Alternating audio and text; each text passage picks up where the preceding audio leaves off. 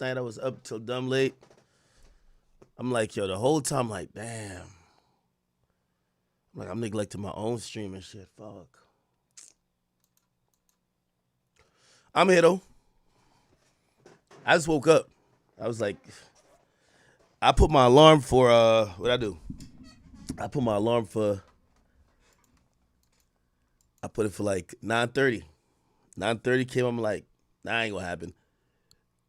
Let me stream it like 10:30. 10:30. Nah, 11. Now we kind of getting close. Cause if I don't stream at 11, it's gonna be like after midnight. Getting on stream at 3:30, man. What up with y'all? And also, I'm kind of feeling out my voice. Pause. I think I'm decent, but trying not to lose my voice.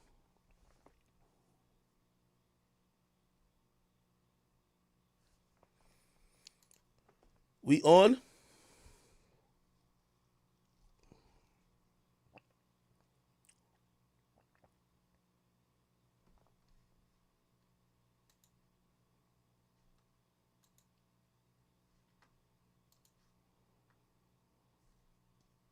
Are we on?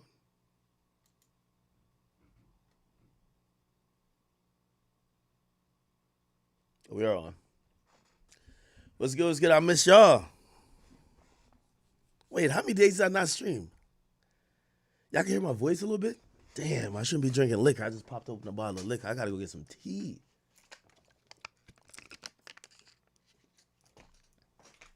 Got some tea. What's good though? If y'all up with me at this time, this is what I love about you. I know I could stream at any time. I ain't gonna go too hard though, because I don't want to lose my voice. I can hear my voice kind of it's on the brink. Go a little bit too hard, it's out of here. Yo, y'all niggas is tripping. Y'all niggas is Kai's out the way. I don't think Kai's audience or Kai doing a subathon ever like affected my views. I don't think the people who watch me like they're in a dilemma. Like, yo, it's either Ak or Kai. I don't think so. Maybe for a lot of other people, but not me. You saw I brought out Vlad to the concert? Yeah, man, it was a good time. Somebody said Barty's wildin'. Both of them wildin'. We're going to talk about it. We're going to talk about it. Yeah, I'm going to try to do a little bit more and get better at the IRL stuff. The concert, like I should have probably got Wi-Fi in the building. It took us a while to get the shit started up. We did get some good Birdman segments. Chopped it up with a couple people that was backstage. Next time I'm going to try to make sure I could film more of the show. But we having a good time in there.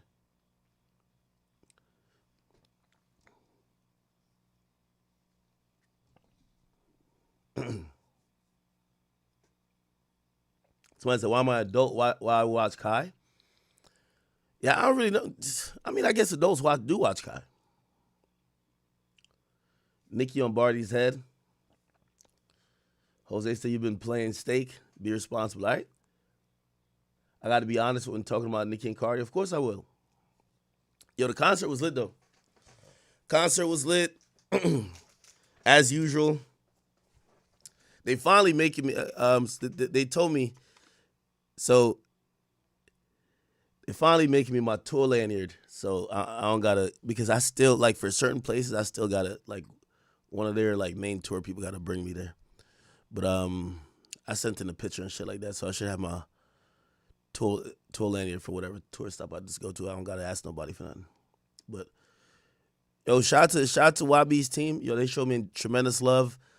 You know, Vlad was he was highly, he was like, yo, Ak, I never had an experience like this. And I had to tell him, like, yo, listen, I ain't gonna lie, it's wild back there. But I could confidently say, like, it felt like family back there, man. They showed me a lot of love, you know? But, yo, niggas was active yesterday at Newark. Yo, niggas was getting tossed around like a rag doll. I ain't trying to say the names. I ain't trying to be incriminating this shit. I bumping some of the usual suspects. Let's just say that. They're like, yo, like I see them. I guess they see me. They're like, let's bring this away from Ak. But I'm overhearing a little bit because I'm working on the backpack, the street backpack. Man, I don't know who was catching the beats, but there was hella beats being delivered last night. Like, hella beats. Like, there was just, the beats was beating. Like, I don't know who was getting it in, but niggas was getting the beats last night, man. Newark, New Jersey. Crazy. 2 nights before, and I know sometimes y'all be like, yo, why I don't film everything or whatever. Let me tell you, I know YB for a long time. Like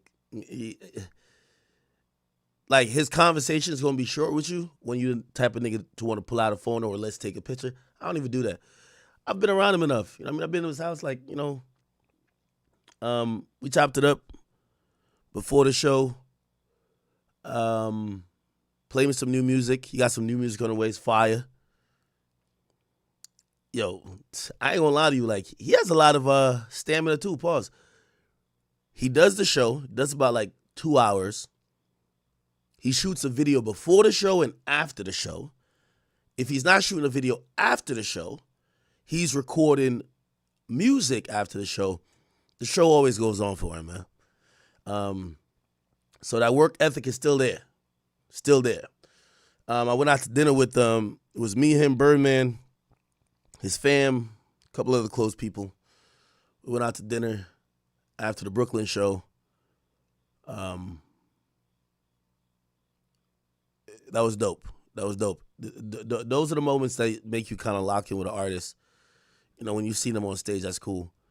But those type of intimate moments, that's cool. Yes, so that was Saturday. I forgot. I was probably just beat. I ain't streamed Sunday, and then Monday was the Newark show. Anyway, yeah. Oh, did I tell y'all? Man, me and Jim Jones got into it at the show. Me and Jim Jones got into it at the show, people. I can't, like, not even get into it, because really, like, you know, that's not even my energy. And actually, just think about it, what me and Jim Jones got going on. You want to hear the story? I'll tell you the story real quick. I told him, well, Vlad was right there. Vlad was right there. So, but I did talk about it on Vlad, so that's going to come out. So I'm at the show. Again, you know, I'm moving around, like, you know, doing my thing in there. I keep telling people I like the fact that YB don't got no friends. I don't really be bumping into nobody at his shows, honestly. I did see Mano in Brooklyn, but, you know, it was cool. But I didn't even know I was standing next to Lala the whole time. Like Lala looked a little bit different in person, at least from what I remember her looking at. I haven't seen her online recently. I ain't even gonna Google her. But yeah, there ain't really much rappers in there. Like Richard Kid was there. Oh, I did bump into Jay Critch too. Like Jay Critch, me and Jay Critch took a picture. But remember, we squashed that shit on stream. But so yesterday, yeah, I'm there, I'm just moving around, blah blah. You know, every time, like, I ain't gonna lie, Birdman rock with me, you know, and I rock with him. He's a cool dude. So usually when he pull up in his bus, I go tap in with him. We chop it up a little bit, whatever. And because I let Vlad meet him, right? So I'm like, I introduce him, whatever. That's on stream. But then I go to the show because I could hear YB's show is starting. The reason why I go, because I've seen the show a bunch of times now. So really, I be just there to kick it with niggas, you feel me? But the real, I'm with Vlad, so I'm like, yo, let me bring him that he could see the show. The real reason that I wanted to bring Vlad there, and again, I want to thank the NBA team. When I did tell him, I was like, yo, Vlad's coming. Is he valid? Is he cool? And they're like, yo, he's good. Like, he's your guest. We're going to take care of him. Like, they showed him so much respect that Vlad thought I was the boss. Vlad's like, damn, yo, these niggas rolling out the red carpet. Like, everybody came and met him, you know, from all of the managers for YB, all of the younger artists. And shit, even Lil Tim came over showing respect and everything, you know? So, yeah. I want Vlad to get the experience because I feel like I know YB don't fuck with mad media niggas, but sometimes when I'm talking about how big of an artist he is, people don't get it. Because a lot of these media dudes, they're not going to a young boy show. Like, you know what I mean? Like, I'm not the youngest media dude, but I'm probably the youngest media dude that's in the fucking realm of these are the concerts I like going to. You get what I'm saying? Or these are the artists I'm checking for. So when I'm usually speaking to a Vlad and I'm telling him about the impact of like young boy, like he doesn't get it. He wouldn't get it because he's never been there. Like he haven't really seen it, and he's comparing it to other artists. So I wanted him to come see it, and so I'm like, yo, Vlad, let's go watch the show because I want him to see like the fans there be the way they operate for YB is different from even respectfully 2C, Offset, or even everybody else on the lineup. Them niggas is drones for YB. It's just like a tidal wave in there. So we go in there. I told Stunner, that's Birdman, I say, yo, because every time he come up, we be side stage, we be drinking on this, just watching the show. I'm like, yo, I'm going to see you when you come out because Birdman's on his own time. So we go there, we're watching the show, we're watching on the side. The security and them, and like the police over there, they're like, yo, because I guess I don't know how people got in there, but right there in front of the stage, nobody's supposed to be. So they're like, yo, could y'all just go on that riser real quick to the side? We gonna kick everybody out that because we know Birdman and you and some of his management team and like his and Youngboy invited guests. We need them to be here. So I'll go over to the side, but I'm also waiting for Birdman to come. I see Birdman, and pause on that. I see Birdman walk in. I'm like, oh shit, Birdman. Because, again, we watch the show together most of the time, you know? I'm walking down there, but I'm like, because I'm on the rise, I'm like, oh, shit. I even went in front of my security. I'm like, oh, shit, let me go tap in with Birdman real quick. We about to watch the show. As soon as I walk down, I see Jim Jones. Now, I'm going to keep it a being with y'all. And again, I'm only speaking from my perspective. And y'all know, like, when I be telling these stories, I don't never be hyping nothing, right? Like, I think I'm pretty fair. I was walking quickly to get to Birdman. But right behind Birdman was Jim Jones. Jim Jones had brought his mom there. I didn't even realize he brought his mom. Like Mama Jones, he brought his mom. So I'm walking mad quickly. But I ain't gonna lie to you, I think the way Jim seen it was like I'm walking up on him. I swear. Like, cause I'm walking mad quick. And so so I see Birdman and I see Jim Jones. And I'm like, oh shit, Jim, what up? Now let me tell you the history with me and Jim. I don't know if in history. I did an interview with Kanye West. Kanye West said he gave Jim Jones $2 million and he was mad that Jim Jones couldn't make him a PDF. Okay, that went viral. Jim was trying to get some buzz at the time. Jim, I don't know how, like through an intermediary, hits me to say, yo, I want to do an interview responding to Ye. It never happened, but while setting it up, Jim says to me, yo, we should probably get on the phone because, I just want to make sure we good, right? That happens with mad artists, chat. Like, sometimes the artists want to talk to you before getting on set with you because they don't know if you about to just ask them some federal shit or whatever. So that's valid with me. It's all cool. So that's the last thing I know about anything with me and Jim Jones, right? Cool. So now, so when I see Jim Jones, I'm like, oh, Jim, what up? And Jim, what up back at me is a different type of what up. He's like, nigga, what up? And I'm like, whoa. Now, I'm going to be honest. I don't know if it's how I walked up because I walked up like OG3, nigga. Remember, you saw OG3 walked up with me? I walked up, but I was just walking quickly to get to Birdman. Whatever. So anyway, that happened. I'm like, damn. First of all, I'm going to give Jim his credit. Jim was the oldest YN in the building, but he was on YN timing. I'm going to keep it a bean. I ain't no liar. Jim, I just Google his age, Jim 49. Jim was the oldest YN up in the building there, but he was on YN timing. You feel what I'm saying? Like, you could tell. Jim, and I said to myself, maybe it's because of Youngboy concert. Everybody a little bit aggressive here. Cool. So anyway, all right, so that happened. Yo, it's so hilarious. There's still a couple people because the cops and security ain't clear everybody out yet. Yo, Birdman security, they did some like presidential shit, nigga. They created a big ass crop circle in the side stage and they just grabbed a chair and put it down and Birdman's sitting on the chair like this while there's mad space around him, but everybody bunched up all over the place. Birdman like this. Super gangster. Birdman comfortable as hell. Anyway, so at this point, I see Jim. He a little bit over to the stage. Well, not to the stage, but he kind of like a little bit over to the side, where the side of the stage. So I'm like, again, I'm thinking he's cool. Even though the walk-up was a little crazy, right? But I was starting to think, like, oh shit, he probably thought I was like walking up on him. So let me just have a regular conversation with him. So I go over to say, yo, Jim, we gotta get up and we gotta go do the interview. That's what I'm like, we gotta go do the interview. And I ain't gonna lie to you, I don't know if it's because Young Boy was on stage. Jim Jones turned to a YN on me. I swear. Jim Jones was like, yo, hold on, let me holler at you, man. Let me holler at you. And you know when the nigga just start to be a little bit more vigilant, I'm like, is he okay now? Jim is like, yo, listen, man. I got to talk to you. I'm like, all right, what up, what's good? He's like, yo. Now, he was taking a second to kind of get out his point, but this was his point. And I was trying to like do the whole quoting thing, but he he kept asking questions like, yo, do y'all think the shit y'all do online is cool? So I'm like, what are you talking about? I'm kind of confused, honestly. I'm legit confused. I know some people are going to be like, no, accurate, playing dumb, but I'm kind of confused because I'm also trying to figure out what it could be, right? And I didn't get too much info out of him, but he mentioned 6ix9ine. He said, whatever 6ix9ine.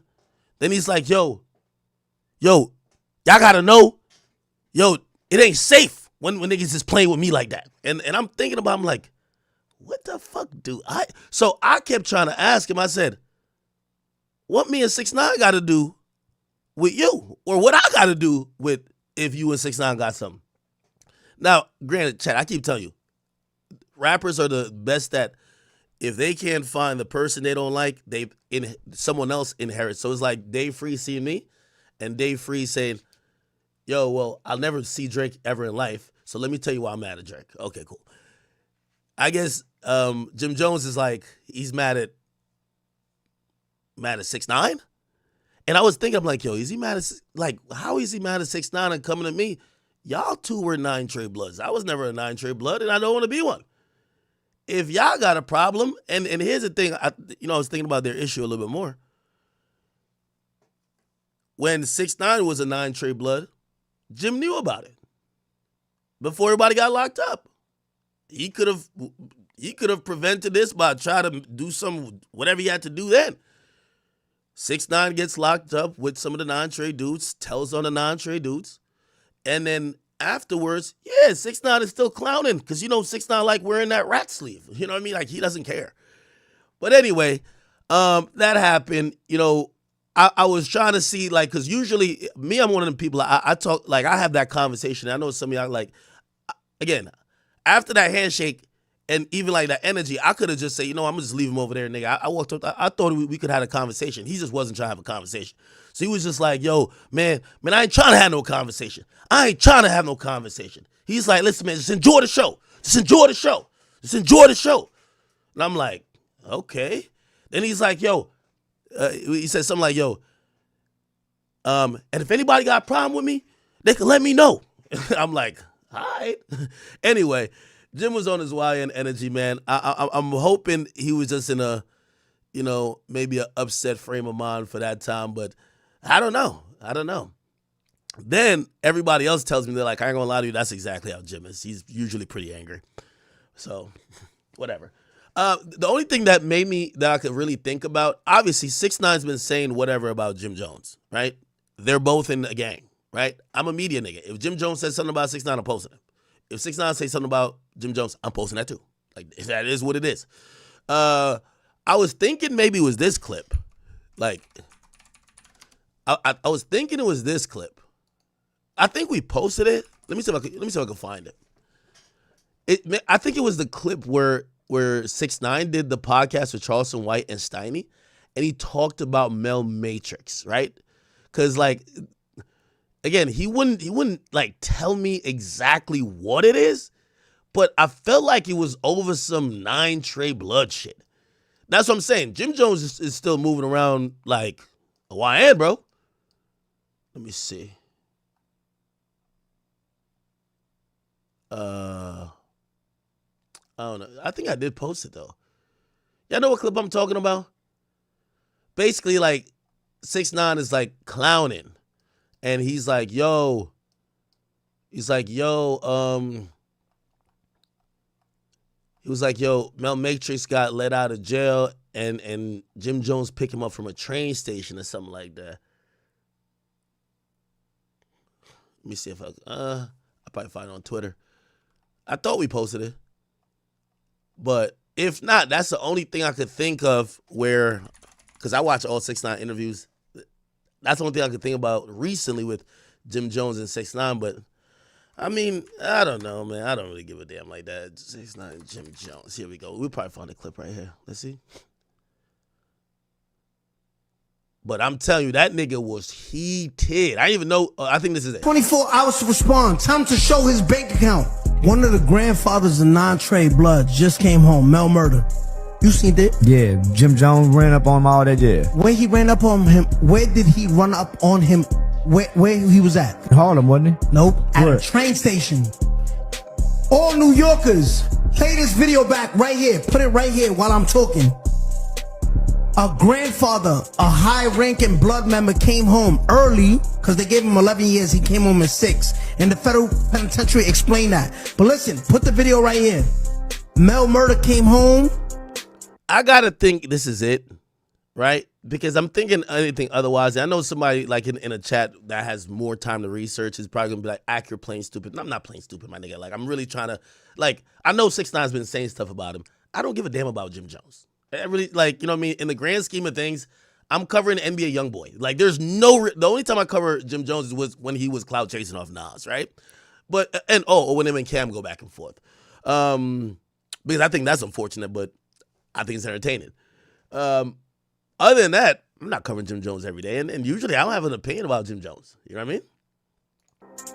And he met him at a train station with no money,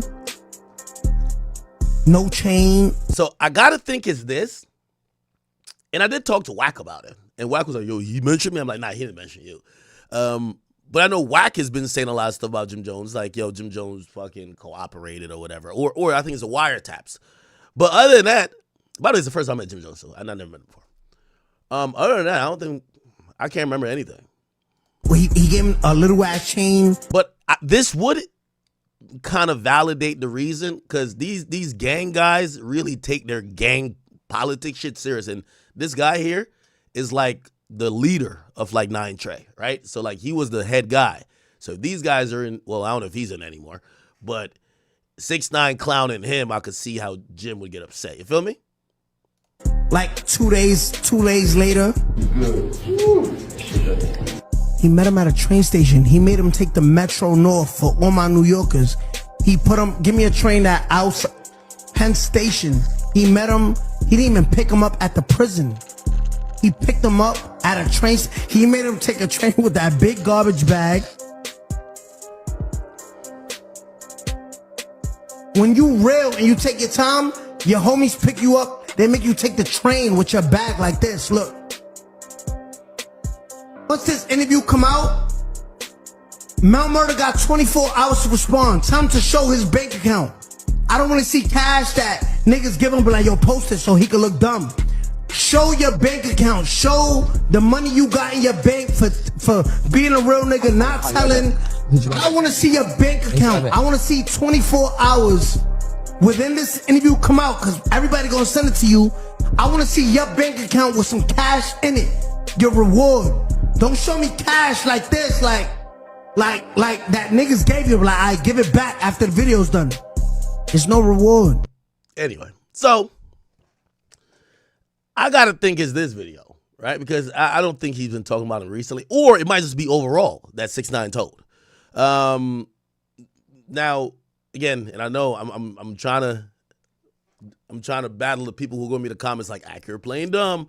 Yeah, no, I'm pretty sure it's not what I've done. It's like, nigga, that's your man, 6ix9ine, and you post this shit, and nigga, we don't fuck with that nigga. Now, the only thing, and I guess my response to Jim is, listen, there's a couple things. In that moment, I could see why Jim's career is where it is. if that's the approach you take with niggas, like that super tough, like that felt like some 90s shit, right? Like some, I'm like super gangster, right? I could see why in moments like that, people have those interactions with you and they're like, I'm good off you. Because in reality, if you're not a hot musician, niggas don't got to deal with you. That's the reality, right? Then number two, like I remember watching him and Cam, and I was like, I felt like I was understanding both points, but Cam to me was just kind of like winning that discussion by a long shot. And what kind of made me, like that interaction made me realize, I'm like, I don't think Jim kind of understand the internet. There's a couple type of niggas that I feel don't understand the internet. And maybe it's because they're caught up in their own image or whatever, or maybe they just, but they're all on the internet. Like Meek. I don't think Meek understands the internet. Like, I don't think, like I always go back to that time when I'm like, they're telling me that they can't understand why niggas would be laughing at them during the Drake beef. And I'm like, bro, it's the internet. Like, they're going to, like, there's a bad day for everybody and everybody gonna get on you. That's how it is. And they couldn't be like, nah, the real niggas real niggas don't do that. And I'm like, bro, it's the internet. You get what I'm saying? I think Jim is one of those people too. I don't think he understands the internet. So he's upset at Tekashi, I would imagine, because Tekashi said stuff. You're not saying nothing back. Doing in person, like, yo, son, yo, I ain't with that shit.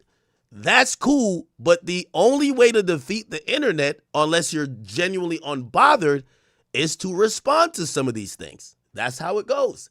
And I kind of realized that with the Cam thing, when Cam would know how to use humor, laughter, storytelling, you know, Cam is on a show to explain his differences with Jim Jones. Jim Jones, every time he would talk about it, would just seem mad, like upset, like, yeah, nigga, like it just seemed like, okay. So anyway, that was it. But you know, we stood like in a close vicinity of each other and watched the show, and then, you know, he took his mom to take a picture with YoungBoy and everything was cool. But yeah, it was a little bit odd. I was like, all right, yo, Jim Jones came in here, and I don't know what song was playing. But I'm like, yo, Jim Jones, he might as well have had on a green flag and like a shiesty, like, yo, he's on YN timing. Yo, he was just like one of these niggas at the show. But it's all good. Love to Jim. I figure I pray you in 6ix9ine work out whatever y'all got going on. But for the record, I will still be posting what 6ix9ine says. Bro, none of y'all gonna bully me into be like, nah, oh, my bad, I ain't gonna be posting. No, y'all all got mouths. Pause. If you say something, I will post it. If he says something, I will absolutely post it. Okay? And I've been that way for forever. Listen, I'm at YB show damn near every night, and I posted what Dirk said about him back in the day. And I post what he said about Dirk, and me and Dirk listen, I'm not, you know, you're not gonna censor me by out toughing me, okay? But respect to Jim. Last night, yo, I'm telling you, yo, the police was running around backstage. I was wondering what the fuck is going on. So, I seen this video, and I didn't want to post it because I like certain stuff, you know, I realized, chat, and if you, like, this might be biased, but it's like, these are my mans. Like, so I'm not trying to sabotage this show at all. Also, I know some of y'all might be like, don't get a big head, but a lot of even our posting about how lit the show is, like, for example, when I went to Brooklyn, like, by the way, Newark, one of the best shows. New York, I ain't gonna lie, New York, y'all ain't come with it. I'm gonna tell you why. I don't know if the ticket prices was too high, but it was a bunch of people who wanted to come to see what a YB show was like, not YB fans. Newark was hood niggas. Newark was the trenches hood niggas. New York was the people who've been seeing it on the gram on pages like mine, and they wanted to come see what it's like. It's like, they're like, oh, this is the new hot club? I want to go check it out. So you was in there, they don't know the songs, they not getting active, they not getting lit. Yo, at every other show, niggas' shirts is off, niggas is wilding, niggas stand on their man's shoulder, they're going crazy, because these are fans. Like, yo, you could tell these niggas, that some of them, they probably would kill a nigga to see YoungBoy meet him in person. New York was different. So when we get to Jersey, and you know, I don't want to give up too much about like some of the stuff I heard, but NYPD at the end was kind of starting to be on YB's ass a little, you know. I don't know. They did like some funny shit. Like they kind of like pulled over, like they were escorting him somewhere and they pulled him over at the same time. It's like, what? Wait, hold on now. How does this work? How you escort me to somewhere and pulling me over? Now, by the way, this is normal. Like when big artists come to town, there's so much crowd, this and third. You want to, the best way to disperse a crowd real quickly, you want to get the artists in and out. And rather than have them stuck in a fucking melee, sometimes the police will clear it up. Like, everybody get out of here. Let's get this nigga like 5 blocks out, 10 blocks out, a couple miles out, or at least out the city, and we're good, you know? Supposedly they did that and like pulled him over at the same time. Like on some funny shit. And then like they pulled over the vehicle, but he wasn't in the car. And when they pulled over the vehicle, it was like his fam in the car. They was tight that he wasn't in the car because they thought he was. And they like hit him up like, yo, where you at? Sound like a back door, huh? So, nigga, yo, he off to Boston. So when they get to Boston, I heard them cops is tripping. So I think NYPD hit a Boston cops and they was like, yo, this little nigga a little elusive. Now I don't know what they think is going on. Like you think Young Boy. This is why Birdman's on the tour. You think Young Boy gonna come to New York City with like 15 guns in his trunk, my nigga? What do you think he's gonna do? What do you think he has? So, you know, but it's New York City. You know how it is. Boston, apparently, they start tripping. Like them cops back there was tripping. I didn't go to Boston show. Apparently, they wouldn't let nobody bring in a bag. Not even a bag. No, nothing. Like, yo, nah, fuck that. We don't care. None of y'all. Everybody get whatever. Even when I was, so then we get to Newark. When I pull up, it's like 30 cops that just ran in. They're like, oh, they just try to run down to search YB bags again. I don't know. Let that little nigga live, man. He not doing nothing crazy. But regardless, it was a little hectic. And apparently, so why was I saying that? I was saying like certain stuff I try not to post because I'm realizing my page could encourage behavior, right? And these are my mans. Like, you know, I'm going on the tour like they're there with them. So you can call it bias, but shit, that's even like, nigga, I'm not gonna tell y'all to come kill niggas there while I'm there. What the hell, nah. So I remember I was even making a joke. I was like, yo, you need 3 things going to YB show. You need your green flag, you need a shiesty, and I forgot it was the third thing. Nigga, we get to the Newark show, they banning shiesties. Like, nope, shiesty, nah, hell nah, Like, them niggas is going around, if you got your, once the show start, like, niggas who had their shit tucked already, they're like, fuck it, nigga, what's up, you gonna kick me out now? But they were kicking niggas out with shiesties. Like, nah, hold on, man. I know this is the YN headquarters, but hold on now. Because especially the cops is on it. Everybody got shiesties. Niggas is getting active. Like, hold on now. This is getting crazy. So, yesterday, even, AJ was with me. That nigga had his shiesty on. One of the security, I don't know if he knew that AJ was with me, but he was just like, he told AJ, he was like, yo, man, take that shit off, nigga. He's like, yo, get that shit off now. But there was not with the shiesties.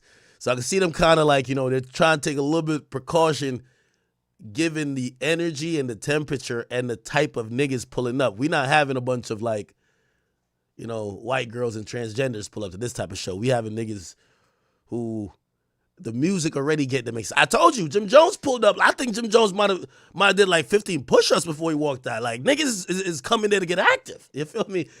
And, so yeah. I seen this video, so I seen it, but I ain't gonna post it. Because I don't want to encourage no violence at the shit. Because I'm going to them shits, bro. Like, I don't want to encourage niggas, but I'll play it on stream. I guess a nigga was outside, and he said, free Dirk. Yo, this is the illest shit. They gave the nigga a wristband. Because you gotta imagine, YB got a bunch of niggas on his tour. Them niggas is not performing. When he on stage, they don't got a mic in their hand. They just come out there to turn up for a couple of seconds and they chilling. So you know they got all the time for the BS now. And that's where a nigga like Birdman is usually trying to keep him like, yo, y'all young niggas gotta chill the fuck out. But apparently a nigga was outside and he was on some shit like Free Smirk. And he was like, yeah, I don't care if I'm at a young boy show. Free Smirk, nigga. Y'all see this?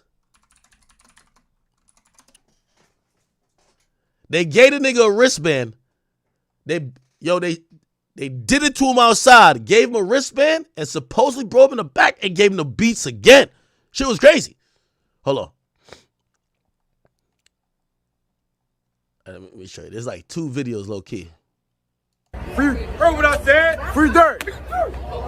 Oh shit. Oh nah. Drill, do not put this on YouTube. Cut this part out. This is straight for stream. I don't even think this is YB's people. This is just fans. Like, yo, fans is on it. Free dirt getting trained. Oh, nah, don't say free dirt. 4K straight, 4K straight. Oh, my. Trying to be funny, my thing got fucked up. Nah. The more I see this, I'm like, I see why the United Center shit didn't happen. Are you still jacking free dirt, dude? Still jacking it. You still jacking free dirt? It said give him a wristband. Oh shit, you heard that? Give him Now somehow he made it into the show.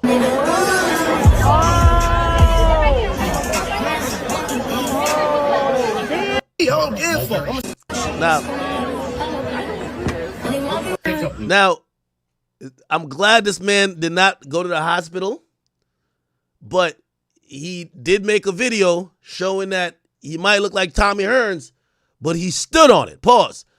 I'm going to go to his page after. No matter how much badly you get the beats, you got to put your tag on this, huh?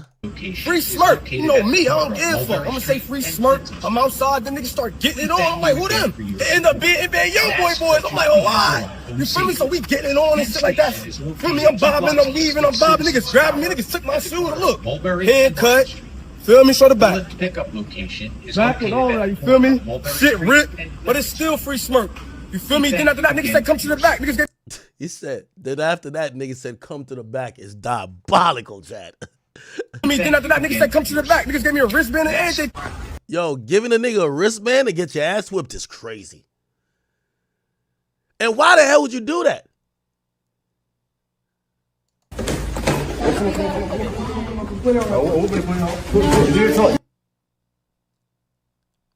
Oh, nah.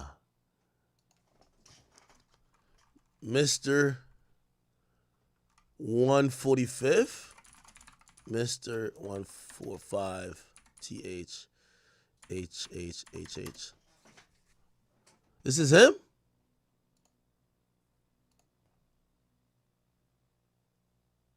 Oh, you from Jersey? Damn, I feel bad for him, man. Cause you know I rock with everything Jersey, man. But bro, why'd you go to a young boy concert trying to say Free Dirk? Yeah, we on the Look at my son's ball, man. Yes, sir. We outside. Parkway Gardens across the street. You heard? Just chilling out here showing love to the home, man. That's it, man. For sure. Where we at? Okay. So it look like he rock with Vaughn. Station is located 2 blocks east. Look, man, you already know what's up. Feel me? 10 toes. I'm good. You feel me? Niggas was out here free Smirk. You know me, I don't give a fuck. I'm gonna say Free Smirk. By the way, Chucky's in the comments saying Free Smirk as well. Why would you go to the concert? I'm a little confused. I'm outside, the niggas start getting it on. I'm like, who them? They end up being young boys. I'm like, oh, why? You feel me? So we getting it on and shit like that. Feel me? I'm bobbing, I'm weaving, I'm bobbing. Niggas grabbing me, niggas took my shoes. Look, hand cut. Feel me? Show the back. Pickup location is back and all that, you feel me? Shit ripped, but it's still Free Smirk. You feel me? Then after that, niggas said come to the back. Niggas gave me a wristband and everything.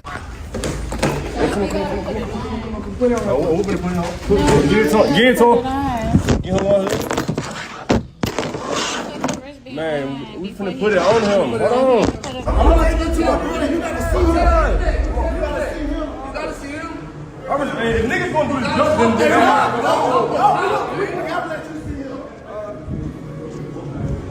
respect it, man. I need this camera right here. Wait, is that him asking for the cameras? Oh, he look like he about to sue. Oh shit, see, that's another thing. What section is this? I need this camera right here. This one. Is that him or is that the police? He said, come to the back. Niggas gave me a wristband and everything. Come to the back. All right. Feel me? Little Tim and them niggas right there. What y'all trying to do? Feel me? I ain't gonna lie. Niggas start getting it on again. I saw 3. Yo, I love Jersey, man. Hey, don't let nobody tell y'all different. I'm gonna be at that Philly show, but yo, ain't nobody topping Newark. I'm telling you, New York, y'all was tame, but I know that's not the real New York. It was too many bougie people in there. Like, I get it. It's like, you see, you go to the Barclays, it's like everybody gift out tickets, so the fans probably bought 30% of them bitches. You get what I'm saying? But I think But Newark, hood, Philly, oh, they got DC tomorrow. DC, trenches. it was 6. But I was still, Located at the corner of feel me? But my shit on Tommy Herms a little bit. But look, I'm good, man. Thank you again. Appreciate everybody checking on me, you feel me? Ask that you Look, don't try to please hit me up now because shit going up. Nah, he funny though. The dude got beat up, did a video and said, yo, yeah, I got fucked up, but my shit going up right now. That's all I'm saying. Don't hit me up now because shit going up. I'm good, you feel me? It's still free smirk, you feel me? No cap. Big The Jersey. lift pickup location is located. All right. Why did he go in there alone? I'm still confused. 145, man. Thank you for coming out, man. Buying pizza for these kids out here Let on me Park tell you something, Ave. bro. It's ups and downs. Like I tell everybody, I can come out here, you know, buy a pizza for them and show love, you feel me? Like, there's a lot going on right now, but this is something I do on a regular, you feel me? The eyes on me, you feel me? You might as well shine in the lights that you do. You watching this video, grind, keep going up. Love yourself, love what you do. Don't care about what nobody say about you, you feel me? Look at Big Jersey, Big 145.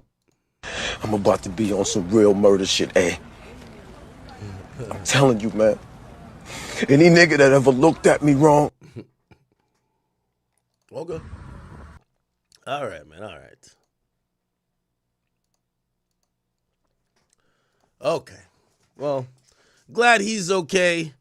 Hopefully nothing comes out of it. But, I think we could probably all safely say it's not a wise idea to try to antagonize and go to a young boy concert if you're going to be trying to push an agenda for Dirk, because at that point, even if, I like Dirk as an artist, everybody knows, but first of all,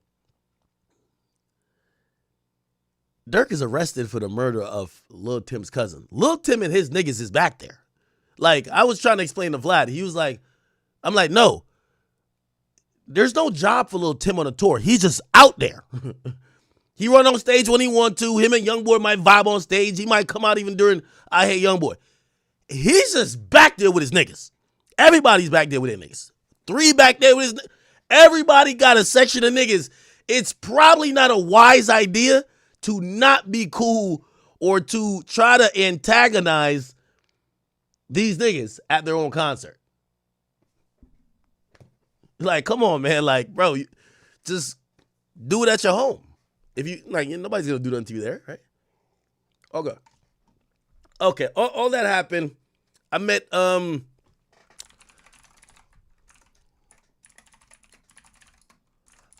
met NBA Youngboy's mother.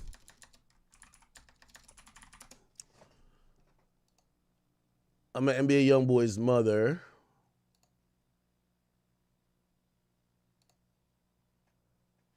She was very pleasant. She was very nice. Very, very nice.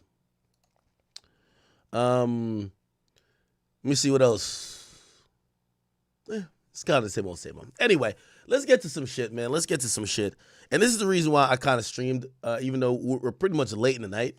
But I streamed at this time that we could at least get these topics. And I don't even know if drill is up, but we could get these videos rolled out in the morning. So, chat. First and foremost, the rappers are squabbling again, okay? The rappers are squabbling again. Before we get to that, though, let me just talk about this. I was pleasantly surprised when I seen this. Young Thug, Uiskuiti, I think that's how you say the name. It's on pace to sell 48K. This is the first time in a while we've seen Young Thug's sales, while he's not in jail or dropping a project in jail, go in a reverse direction. Now, this are the list of all of his albums that have sold. And if you look at it, So Much Fun was a crossing point for Thug. Once he hit So Much Fun, YSL was already established, but it was a phenomenal album, curated really good, and it did 131,000. He did 100,000 afterwards, and even when he was in jail, even though he couldn't talk a certain way, because obviously you know the records are going to be monitored by the court, and you know he couldn't diss certain people, and there were old records, Business is Business still did 89,000. Now, the long-awaited Young Thug Being Free album, which is now titled Uiskuiti, came out and it only did 48,000. I like Thug, and I hope no one think I'm being facetious with these thoughts. This is a complete flop. This is a complete flop. And I'm going to give some constructive advice to Thug because I do think he's at that point. We get it. He has some issues with people who might not be friends anymore. He's trying to convince people of whatever. And I said this on Vlad today. The clip is not coming out yet, but I said Young Thug ruined all of his mystique. And it's because people found out his kryptonite. I always say, like, if I'm going back and forth with somebody online, I'm always trying to figure out their kryptonite. What makes them tick? When I figure out what makes you tick, I'm going to have a good time with it, right? And it could be whatever. It could be if you're sensitive about, you know, like shit. It's like, for example, SZA. SZA's sensitive about her skin, her weight, the fact that she had 8 surgeries, like all of that. So I know how to get under her skin whenever I need to. That is the point with pretty much everybody. Like shit, even me. I'm pretty sure, like, I don't know, maybe what that was or is. Like, I mean, maybe for a while, maybe my weight. I don't know. But there's always some way that's the kryptonite of even the person who looks the most unbothered. And I think we found it for Thug. It was questioning his street credibility or these snitch allegations. Young Thug has been acting out of character ever since he got out of jail. Ever since people started accusing him of doing such things, and ever since people are looking at like the narrative of him saying all these other people are rats, people are looking at it like some hypocrisy stuff, he's been damn near spiraling. The reason why I say that's his kryptonite is because usually for 90% of men, the kryptonite, if you want to get them to crash out or act out of pocket, is questioning their manhood. Yo, you gay as hell. Somebody might shoot you for that. They might go to jail behind that. Why? Because that's usually a trigger point for most men, especially black men in America. Young Thug wore a dress and was unbothered and unfazed for years. Did not care what we thought about him. He had dresses, makeup, he had whatever on. I used to make jokes about him all the goddamn time. He was unbothered. I told people, I said, I knew Thug was in an interesting spot. For all these years I've covered hip-hop, and granted, I've gotten bigger as a platform. I've never talked to Young Thug until about 2 weeks ago. I used to make all the thugger motherfucker jokes, all the jokes about him being flexible, all of that type of stuff. He never addressed me. He was like I never existed. They question if he's a rat. Thug is he can't have a good night of sleep. Spiraling. The mystique is gone. What I mean by the mystique, there was a time that we were like trying to figure out, and that's what most artists aim to do. It's great promotion when the fans are constantly talking about you, trying to figure you out. Damn, how does he make this great music? He wears a dress, he does this, and suppose he's like this big blood? And yo, he always stood on a test? Damn. Watching Thug do this explanation thing, and this is why I don't even like him explaining these calls. It's not a Thug thing to do. Thug, I knew he would have just said, fuck it, if you with me, you with me. And by the way, also, I do think that Thug is suffering from, the pre-Meek Mill syndrome. Thug got to get off Twitter. Everything started really going downhill when Thug started tweeting too much, man. From the first tweet that says, whatever Wham says goes. Not one tweet has lasted or aged well. Let's be honest. The Thug that didn't speak, that never explained himself, the thug that just basically lived in whatever your perception was, but he just kept dropping music, was the thug that won. Now, I don't know. Like, the aura, pause. We don't even see it. Thug just looked like, and I'm not dissing him, I'm just speaking, just objectively, and really, like, I want to encourage him. Thug just looked like a nigga with a lean belly just walking around, bro. Like, even when he come on stage, it don't even look like, oh, shit, that's legendary. It just looked like, that's Jeffrey. And I hope y'all don't take that like I'm dissing him. But I'm telling you, a lot of what Thug did over the years was creating this mystique. It's a reason why people like Cardi makes you think he's a fucking vampire hanging upside down when you don't see him.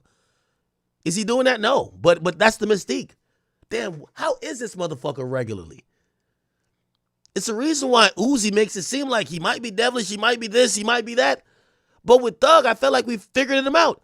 Thug has been defending himself and clearing up every rumor to the point. Thug wore a dress, they called him gay, never said nothing. Now Thug is saying the two things you don't want to be is a snitch and a gay person. It just goes to show that for most guys, not for most guys, but for street niggas, the ones who care about it a lot, still in their advanced age, attacking their street credibility is a very valid weapon. It will get them to crash out. So I'm watching Thug, but he looks very unfamiliar to me. These sales told me that Thug is in a place where he needs a career refresh and a restart. I don't care who are his friends. I don't care if him and Lil Baby still going to pop bottles and pop models or whatever they would do together. Who cares? He got to figure out his friendships. We lose friends from time to time. But what Thug, I believe, got to figure out for his career. And I don't think that the music was ass. That's the funny thing. But I've kept telling y'all, it's a lot more that goes into promoting music and people receiving music than just the quality of the music. The perception of the person matters. It matters. I'm telling you it matters. If you made music like NBA Youngboy, but you was getting slapped every week and ran out the hood and niggas took your chain every month, it wouldn't sound the same. The fans wouldn't react the same. The perception and the image matters. Young Thug image has been decimated. I watched him even earlier. He was on Aiden Ross stream. He ain't look the same. He just looked like a regular old nigga. I'm being honest. I hope people ain't saying, yo, act. Why are you still hating on Thug? Because I'm not. I'm not. Thug has to find that artistic bag that allows him to express himself, but also allow his artistry to overshadow anybody that requires any explanation. That's what Cardi does. There's a million things you can clear up about Cardi. Well, Cardi, are you gay? Hey, Cardi, did you do this? Hey, Cardi, why did you do that? Yo, hey, do you fuck with Ye? Hey, were you being funny when you did this? He doesn't say nothing. All he does, he just drops some new music. That's part of the mystique. Before Young Thug went to jail, I remembered one notable interview. Well, two. The one with the Breakfast Club and the one with $1 Million Worth of Game. Now, I feel like Young Thug has been trying to convince us he's not a bad person. Not tell him to play the villain, but I think it's done a number on the people. And by the way, the reason why I'm speaking like this,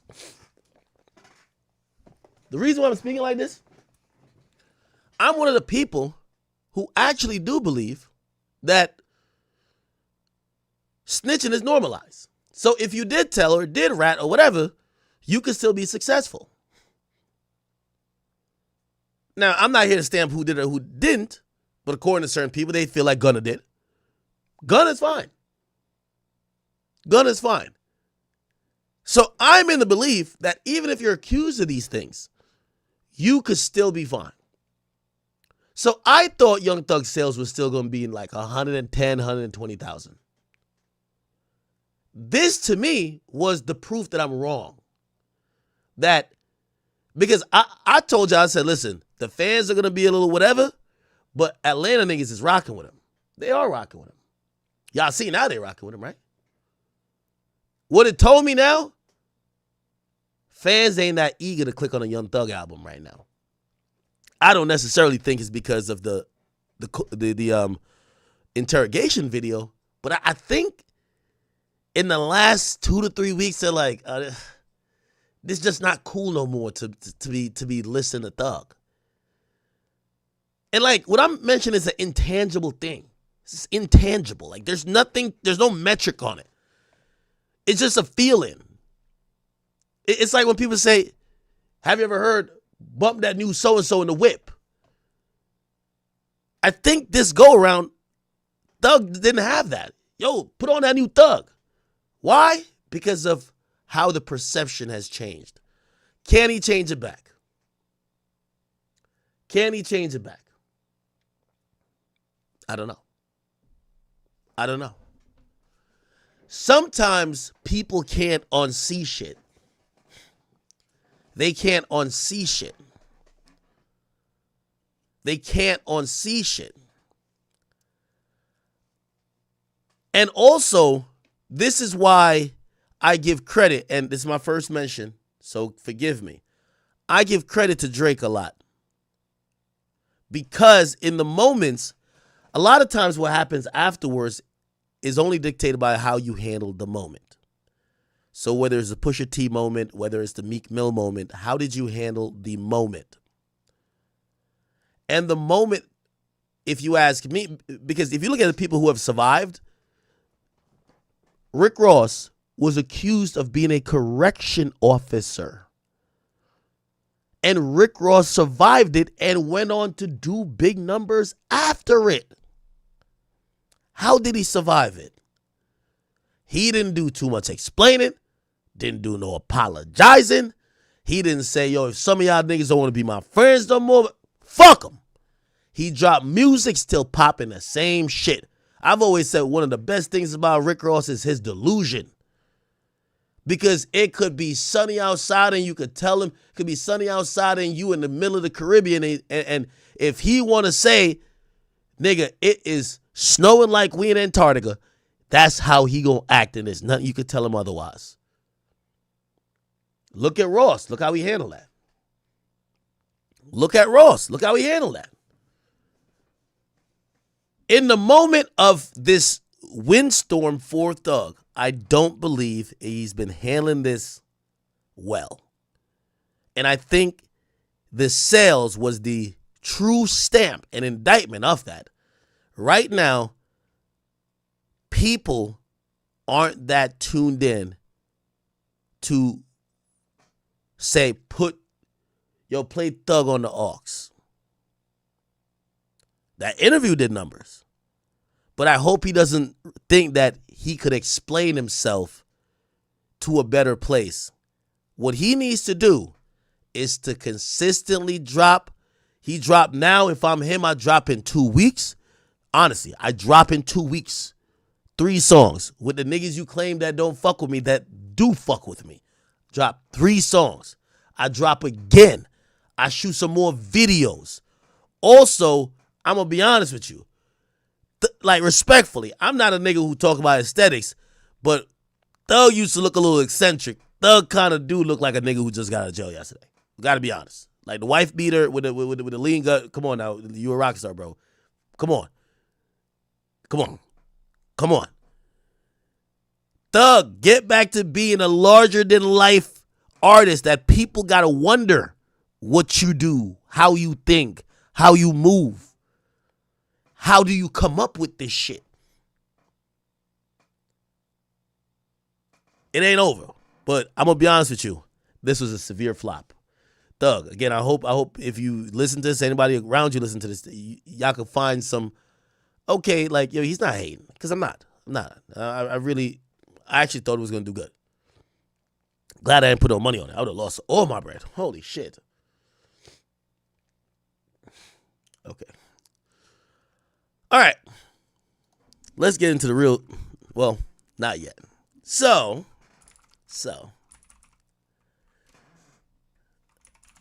let's get to this shit, y'all.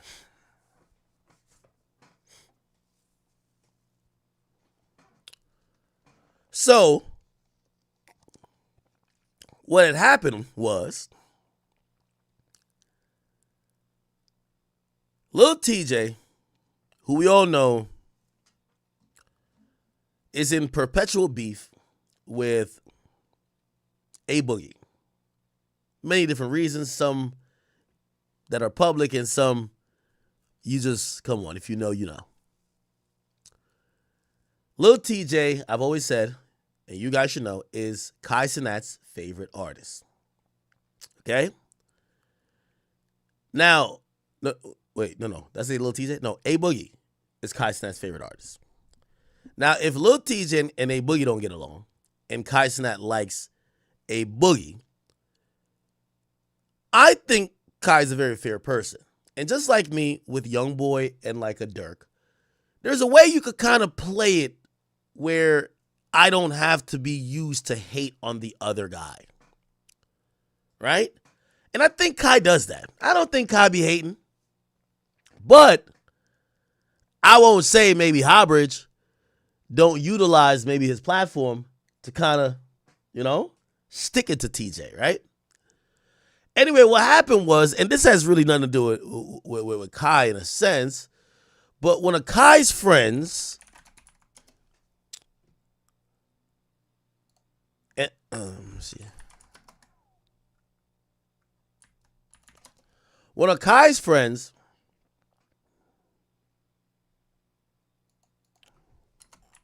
let me find the clip, was playing Lil Tjay's music. And while playing Lil Tjay's music, another friend said, yo, that's the op. Here it is, okay? See?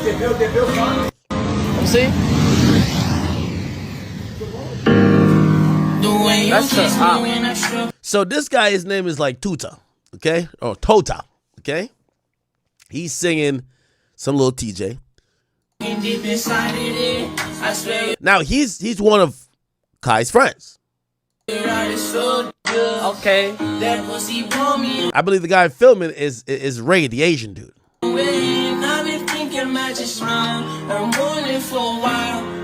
Big Tota. Okay. Now, where's the full video?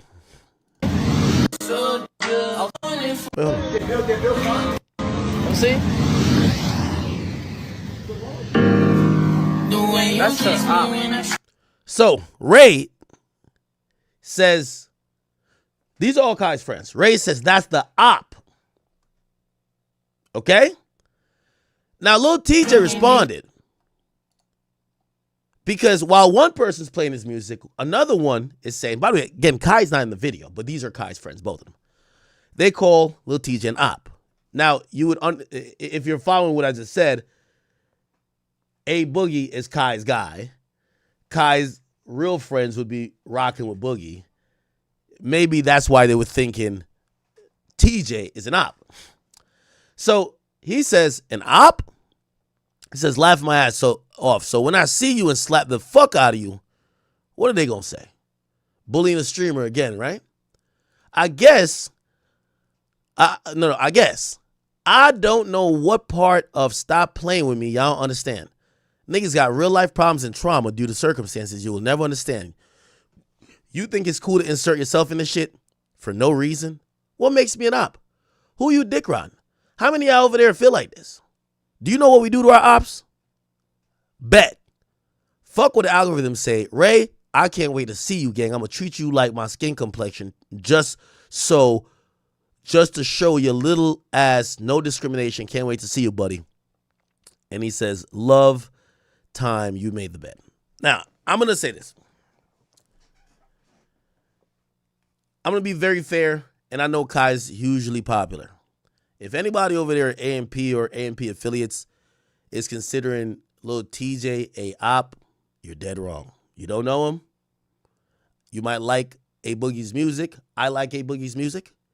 But if you are thinking or considering Lil Tjay a op, and Lil Tjay got shot behind some shit that might be involved in those situations, you're saying that if Lil Tjay do something to you, when he see you, he should, because you're thinking you're going to do something to him. This is a violent beef where one of the main dudes was shot and some people thought was going to die.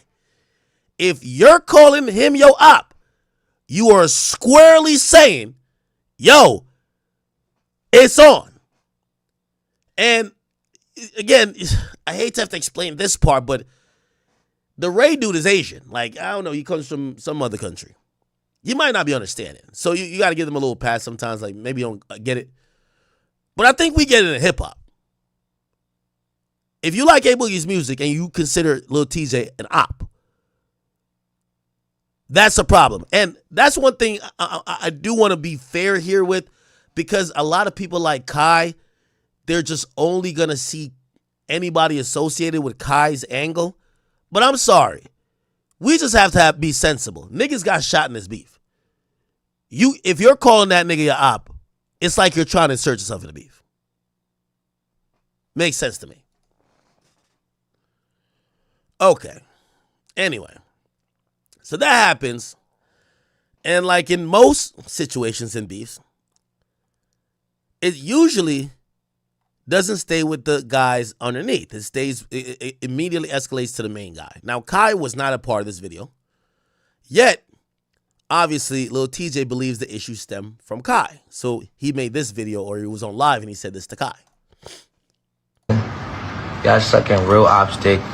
Real ops. It's not no Kai. Not the reason why I don't like Kai. You wanna know what's crazy? I'll tell y'all. The reason why I don't like Kai is because he be on my real ops dick. He knows it. They all know it. Everybody know it. My real fans know it. The algorithm. Now, I think that's wrong too. Because A Boogie is Kai's favorite artist, that shouldn't be an issue with y'all. Now, if Kai has dissed you, that should be an issue. But if his favorite artist just happens to be your op, can't be mad at him for that. You can't force him into liking you, bro. But Kai shouldn't diss you. I agree. Of the internet don't know it, and I'll be like, yo, gang, you fuck with niggas, that's cool, but to go out your way and just be on a nigga dick and just keep hating on TJ, who's your age, and you want some older niggas dick, it's kind of crazy. I'd rather you just stay out the way. So it gets me mad and get emotional. I used to never have outbursts before, because there wasn't nothing as triggering as this that I'm facing now. And it's like, this nigga's media trained. I never had PR like that. I ain't never do nothing. I just drop my music. I just do what I do. I feel bad for TJ as well, because TJ is feeling what the GDs felt in Chicago. When you have fans and people who like the popular niggas who happen to be BDs, now thinking you're their op because their favorite rapper don't like you. Lil Tjay is the GDs. And I'm using the analogy, like, just like how the GDs felt in Chicago, Lil TJ's that in New York, for in a certain sense. Because if the most popular streamer, and a lot of people are liking Boogie, but they're inheriting maybe Boogie's issues with you, it puts you in a disadvantaged position. So when you go through a little phase of getting trolled and shit, y'all wouldn't even know, because y'all fans, you know? Nigga have little outbursts and go crazy and shit and get a hate train like I'm experiencing. Snow. Nigga don't be tripping for no reason, bro. These little niggas is, you know? I figured it out. Nigga probably just mad about his bitch. Nigga. Okay. Now he randomly throws in there that he's mad about his girl. Okay? Now, what this first started with, right? With this first, what happened after that is that Lil Tjay commented, but he commented on a fan page. He commented about a fan page. Let me see if I can find it. So I posted that video on my page, right?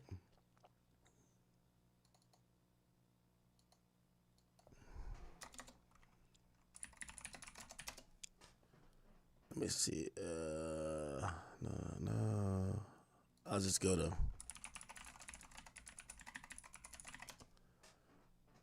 Okay. Let me go find the genesis of this. Here we go. It's been a lot of drama, y'all. A lot of drama. Here we go. So, I had posted that video and a fan page. Now, it looks like A Boogie's real page, but it's a fan page because A Boogie's real page doesn't have an underscore. And yes, because of Instagram these days, anybody could get verified, so the fan page is verified. So, basically, they posted a GIF of Flight Reacts laughing. Now, TJ thought this was Boogie. So, TJ mentioned, go buy your man's a new face. Now, this relates back to the direct beef they have where TJ got shot. Who's he talking about? He's talking about this guy. This is the guy who was accused of shooting Boogie. Not Boogie. I mean, shooting TJ. And what happened is when he went to jail, I think somebody cut him or something like that, but somebody messed up his face.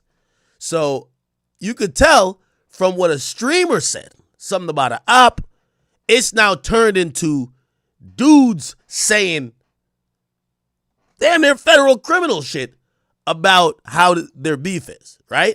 And remember, this all happened when TJ got shot. Okay? Okay. So after that, it gets a little bit more staticky.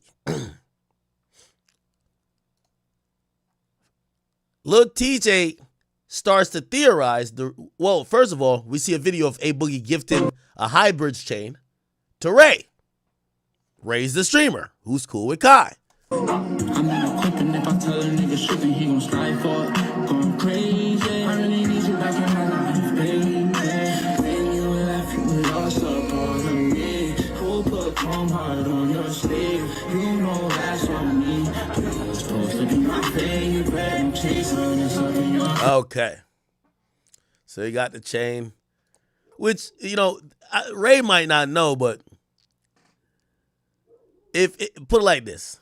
If OTF just dissed me and then the NBA team brings me in and says, here's an NBA Youngboy chain, like, yeah, they probably fuck with you, but they're trying to use you as well, right? They're trying to send a message. Cool. So TJ makes another video, because remember the last thing he said, yo, he's trying to figure out why people are mad at him. And I guess he lastly said, maybe you're mad at me over your girl. This beef takes a different type of wave. He starts talking about him sleeping with the women that these guys are involved with. Here we go. No. Don't ban my name in the chat now. Respond and react, nigga. I want to see how good your fucking I want to see how good your PR is. Come up with something. Respond and react, nigga. Anything else you was going to respond to and say, oh my gosh, I'm such a civilian. He's bothering me. No, you was on the ops dick, nigga. You asked for this, nigga. It's over. And I'm not coming at you with no gangster shit. Respond, nigga. You sicko, nigga. You sicko. Is that the reason or not? Go through the phone. Show the fans. The fans want to know, my boy. Now, this is why I always say streamers and content creators and street niggas, or niggas who are lightweight talking street shit, don't go well, because I think TJ is trolling here. I do think he's trolling. Like, not maybe trolling if it's the truth, and I don't know if it's true, but I think he's trolling Kai like, no, on some Drake shit. Not this time. You ain't gonna get past this. React, nigga. React. Because I guess he's trying to troll Kai back because he feel Kai been being slick to him. It doesn't come across like this, because I'm telling you, when street niggas start doing shit like this, it kind of always comes across like there's a threat with it. You get me? And it always looks odd. No. So he wants him to react to that. By the way, he also, what is this? Oh, you got me feeling stupid. You got me. All right, cool. How about I'm capping? I'll take that one. How about I take that one? What I want to know is, why you ain't saying nothing about 6ix9ine is my question. That's what we all want to know, but I got the platform, so we want to know. Please tell me why you ain't saying nothing about 6ix9ine. And I promise you, shorty, you should have just never said nothing, because I don't got nothing against you. But niggas want to troll me. Nah, I ain't the punching bag, nigga. Fuck out of here. Why you ain't answer 6? Why you ain't answer? Now, this goes from Kai's girl to A Boogie's baby mama. And TJ's claimed that he had her in the telly doing God knows what. And I don't know, I guess she was calling him out on his lies. I'm going to show you those in a minute. And he said, well, why didn't you talk about 6ix9ine? Who 6ix9ine was with her. Answer that. He lying? Is he lying or not? Oh, you got me. Okay. Now here we go. Here we go. So she had to respond to TJ. You had me in a telly. This is A-Boogie's baby mom. You had me in a telly? You already admitted to lying. Now you're lying again. You're sick as fuck. TJ says, and she also said, I don't know why he's talking about y'all both like I didn't make this clear already. Then he says, say word to Melody. Now I ain't have you in a telly since you got time. He says, you had me in a telly? You already been to line and now you're lying again. You're sick fuck. He says, say word to Melody. And he says, and it better not be true you whopped up 6ix9ine because I don't know. I be hearing about you. Oh, shit. So he posts, say word to Melody. He says, let's see if she says it. Wow. Let's see. Then he says he was showing how he had her in a telly. Like this, like why you delete that? Why you delete that comment? We all got our favorites. Granted, you could. Now I just want you to say word to Melody. You never link me in the telly. I ain't gonna talk about what we did. I ain't gonna be too explicit.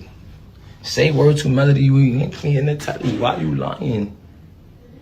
Why you lying? Why you delete the comment for? You thought they believed you. You did too much. I had the response for you. I told you to say word to Melody. You're not gonna lie because you was with your friends. Now put it on your daughter. Put it on your daughter. Fuck out of here, lying ass. Just shut up. I've been to Kai with the the funny media trained reactions. Look at them, both of them. Shut up. They sicko. So TJ has figured out a way how to battle these people.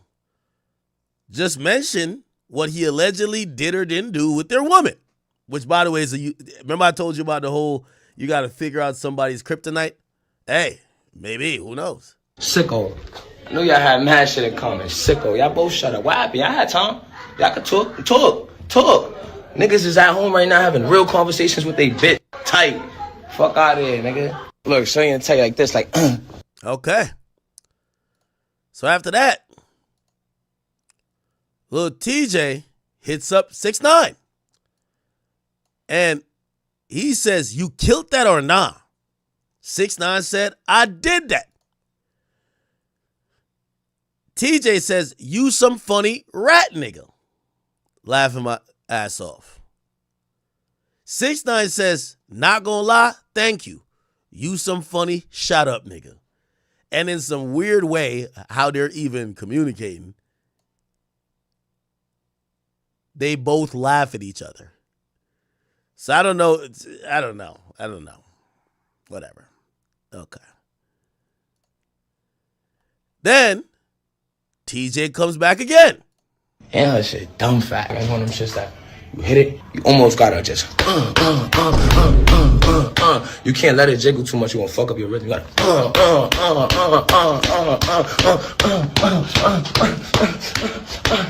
and her shit dumb fat. That's one of them shits that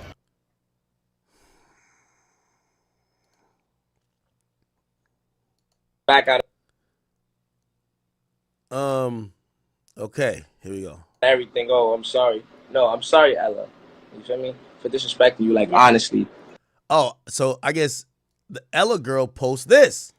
She says, we already went through this. Why are you lying? So I guess back in the day, they got on live and they talked about it. You know what I'm saying? And for everybody else, I back out everything. Oh, I'm sorry. No, I'm sorry, Ella. You feel me? For disrespecting you, like, honestly. You know what I'm saying? And for everybody else, I back out everything. Okay. Now, I don't think this Ella girl is with Boogie, but she is, she's a mother of his child. No. Don't ban my name in the chat now. Okay, Respond and react. Is that the reason or not? Go through the phone. Okay. Then TJ post his message with Kai. And I ain't gonna lie, this wasn't a good look for TJ. He left you on scene, I think. I ain't gonna cap. He left him on scene. It was kind of bad. So Kai says, "What'd I do to you?"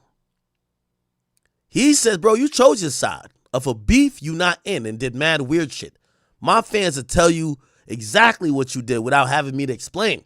When the last time you said something positive on my name since you've been cool? Mind you, niggas, you've been fake going crazy over is 30 plus. You're trying to pay me to be a bully. Fuck out of here. And you definitely got to underestimate how sensitive it is or just be hating. And that's just me being open-minded, trying to explain a problem I feel is clear. Bro, you think I'm doing all the internet crashing to leave it on the internet? Bro, fuck the comments. You be going too crazy, like, damn. Then he says, "I swear, you probably just laughing. I'm so serious, gang. My shit fucked up. Brain. It's a reason I understand Kodak. And I see you defending Ray for calling me a op. Why you blamed it over our situation? Cause I read it." What? Him doing some other shit. Trying to mock my trauma or something. Or he's trying to say, yo, I feel like he's trying to mock me getting shot. He said, like, you know what this is about. Why you amping, nigga? Okay.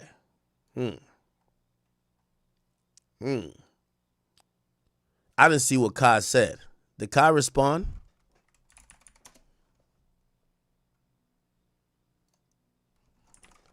Kai said that, TJ.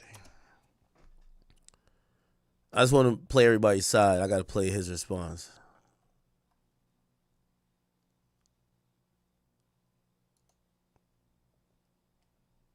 Where is Kai response?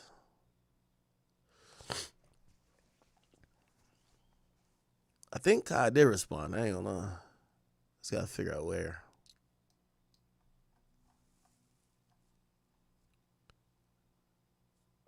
What?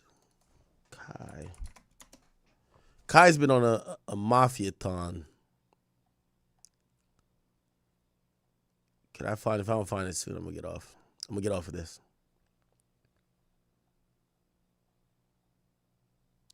Let me put Kai response.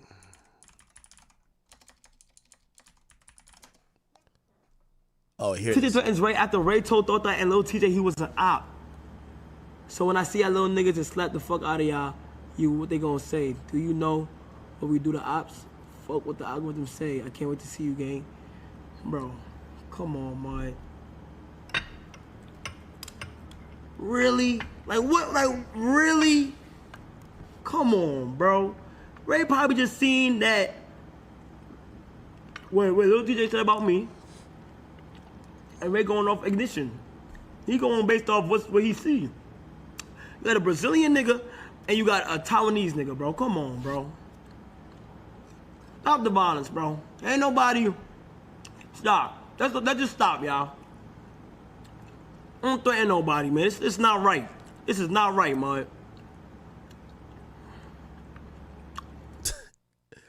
Yeah, I love when New York niggas call people mud.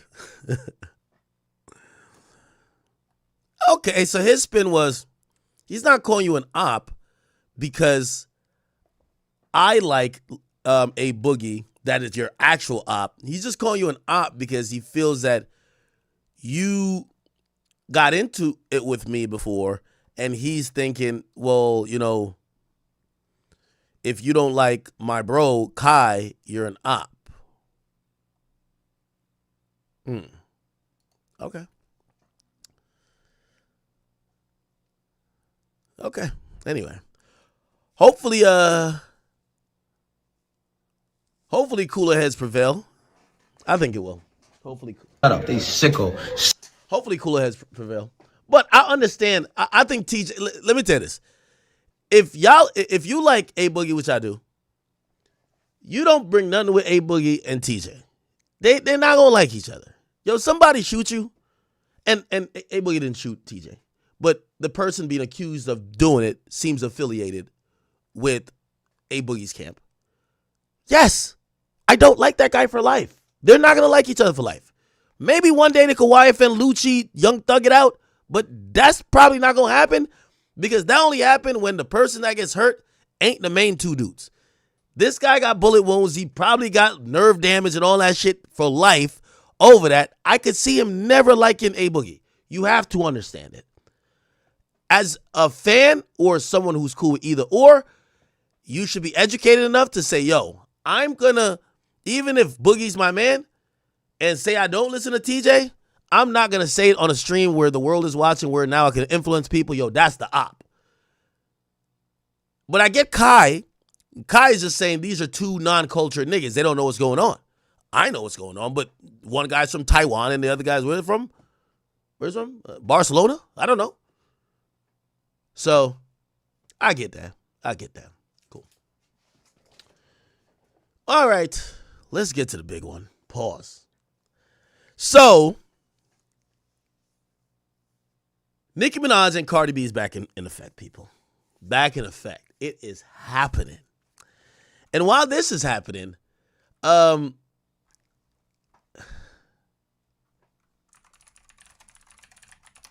is that her? There's all type of ancillary people jumping into the mix. Now, before I get to this, oh, it's the girl JT?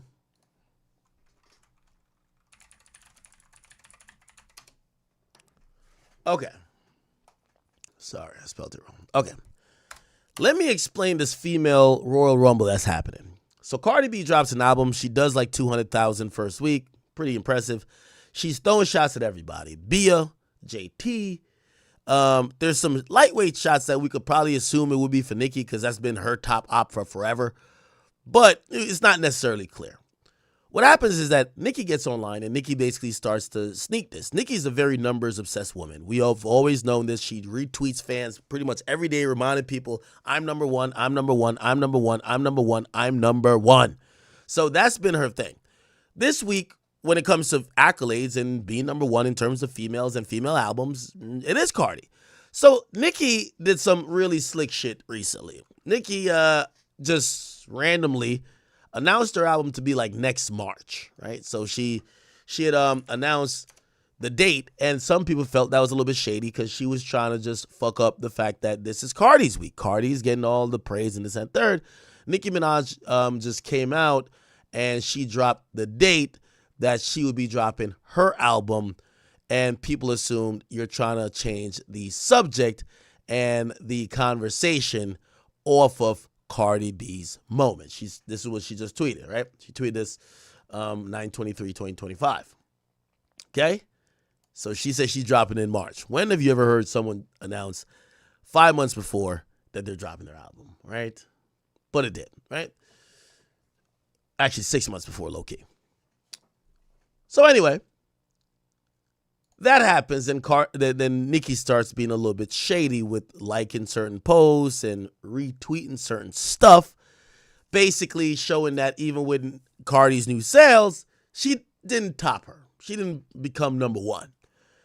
And what then happened is after some slick back and forth, number one, we realized JT, who I've said if we're looking at this as the Avengers, JT's on Nicki's side of this. JT got into it with Cardi, and Cardi dissed her on the album, but JT responded back on Twitter. She responded back on Twitter a couple times and even on Snapchat, which I think I posted it, but let me get back to it again.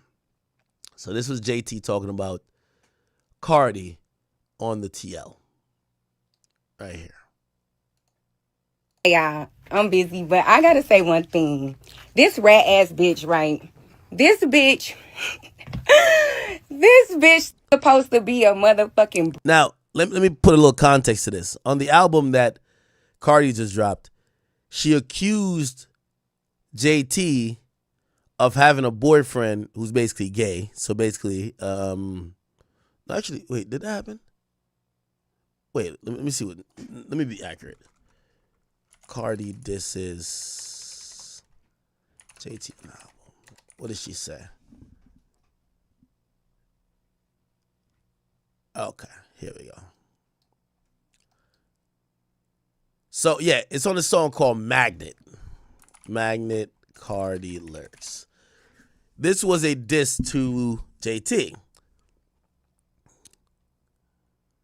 Okay, here we go.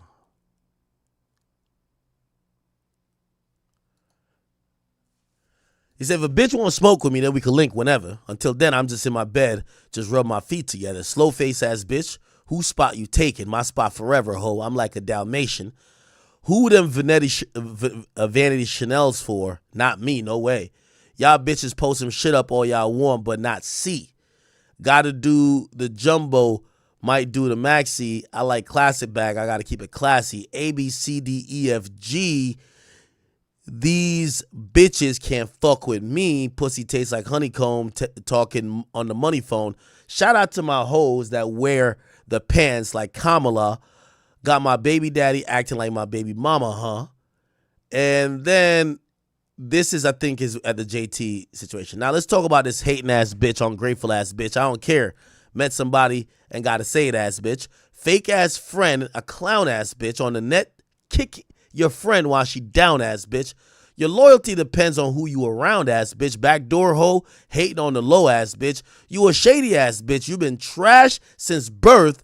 Mama didn't want you. Brenda baby ass bitch. Tail wagging ass bitch. Bottom feeder ass bitch. All that dick riding still ain't getting no feature ass bitch. So she's talking about JT and how JT supposedly dick riding Nicki. All that dick riding still ain't getting no feature ass bitch. She just mad she got a nigga that she be sharing bags with. So she's saying, you know, remember Uzi with the bags, right? Uzi bag.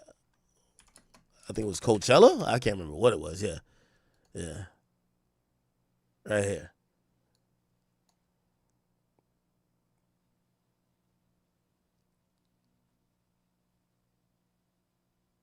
Yep. Ooh. Fire. Oh, okay. Go ahead. So that's what she's talking about. He says, she's just mad she got a nigga she be sharing bags with. My nigga cheat, but I still don't stick no dildos in this ass, bitch. You look a hot mess. You an easily impressed ass bitch. You never gave looks. You started getting dressed ass bitch. Ricky O, the only fashion house you know ass bitch. You should have asked me. Would have took you to the show, little bitch. Wow. Said face pretty. I know I could win. Okay, all right. Cool. So this is what JT came back and answered with. Brim, and she threatening to snitch on some motherfucking body because she don't have anything to say about a bitch. That hoe is a loser. Wait, no, I got two things to say. So then she said, I'm going to tell everybody nation what you said, what he said. No, not just that. The bitch trying to spread fake tea about abortions when she stood her illiterate ass in front of millions of people and said she stand for pro-choice. Drops bomb. I can't take the dumb bitch serious. I can't take the... And bitch, show me typing those motherfucking messages or I'm calling the police on your ass for defamation of character, bitch, because I'm sick of it, ho. And I will be back. And I'm never getting off your ass. Okay, y'all. Then she said this. I got your news in they motherfucking phone. I bet it ain't no glass object up my pussy. I bet it ain't no room full of niggas and bitches. Scripper. Get your crazy ass on, fucking stripper. Talk about somebody fucking news. Woo! I got your news in they motherfucking... Okay. So then Nicki, that's when Nicki jumped in with the tweet, right? And then let's see what happens. Okay, so now I think we're caught up a little bit. So after the shady post about, you know, whatever with sales and the JT stuff, an audio leaks. Well, actually, JT, I believe, leaks the audio herself. Here we go. Now, I'm going to play this again, but I'm going to put this in context. Apparently, she's talking to Ice Spice manager. And apparently, it's James Cruz Jr. That is her manager. And apparently, this was a three-way call. There's going to be some argument about how this video came out. Because sonically, it feels like maybe Cardi was recording, but supposedly it wasn't. So supposedly there's a three-way call, and it probably is a third person who connected them that is doing the recording. Okay? Let me play it again. She said, I'm wondering how old this is. And the reason why I'm wondering how old this is, it says, I'm going to get Riot to get beat up by my nigga. Well, I don't think Ice Spice dates Riot anymore. She was last seen dating Sauce Gardner. So this could be a while ago. I'm trying to figure out the date of this. Again, we're gonna see the argument about who leaked this verse, or who, not verse, this joint. But apparently it was a three-way call. Okay. Anyway, JT drops that, and then the bullshit ensues. And I'm gonna warn y'all, there's a little bit of trigger warning here, and I rarely give these out before we got to get into like some beef shit, because do I love some beef? I have to tell you, this beef goes very, very low. It does. It goes very low in terms of things they're referencing and what they're saying to each other. Let me play. Not even play. So Nicki Minaj jumps in after that, and Nicki Minaj says, now these have been deleted. These are tweet and deletes for the most part for Nicki. She says Barney B, and she says she now raps, which is almost quoting that part from Magnet where we saw it was rap A B C D F G. These bitches can't fuck with me. Pussy tastes like honeycomb. Da da da. Now we see Nicki say A B C D E F G, rap like Barney, and then still ugly. Then she said face. Then she said $4.99. Why did she say $4.99? Apparently Cardi's album was on iTunes for $4.99 for a period of time. Nicki says, to every enabler, never provoke a writer while they're writing. You join the game as a willing participant. Don't try to back out now. 3/7/27/26. It appears that Nicki is almost promising that she's cooking up a diss song.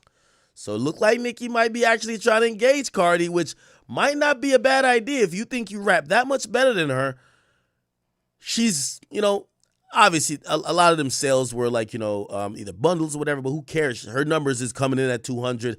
I still think they have the two top fan bases of, in the entire female rap game. Shit, why not? Maybe we see Nicki kind of either challenge her or Nicki just bombs on her. That might be interesting. So Nicki says that. Then of course, Cardi then says, why you keep bringing up my album? It's not the gag you think it is. You've been in the game for like 16 years. You need to compare yourself to your peers that you started with around your time, like Rihanna, Taylor Swift, Drake. Those are the numbers you need to be competing with. But you can't, because you're doing lower than all of them. I was in high school when you came out. What the fuck is you comparing yourself to me for? She then gives her own rap, or remix, I guess. A, B, C, D, E, F, G. Your man have to snatch pussy. Pussy tastes like honeycomb. Your bro be touching 12-year-olds. And then she says, cocaine Barbie. And then she says, all right, now this is the third tweet talking about my pregnancy. Like you wasn't going to different fertility doctors because you couldn't reproduce from all them perks scrambling your eggs. Not allegedly. Lord, protect my babies. Then she put up a picture of Nicki Minaj's brother, who's incarcerated for some very heinous charges. She puts up a picture of him in a pink wig. And then she said, the power I have to make these bitches come out of rehab every time. Go to your fucking room. She said, nothing more annoying than a bored bitch. And said, you must have missed me, huh? Crazy? Now kiss my feet. Then Ice Spice, who was caught in the mix of all this, she had put an emoji, and then she responded with a snippet. Now, I don't know if this snippet is current, but it appears that this snippet could be responding to two people, one of them being Cardi B. This is how the snippet goes.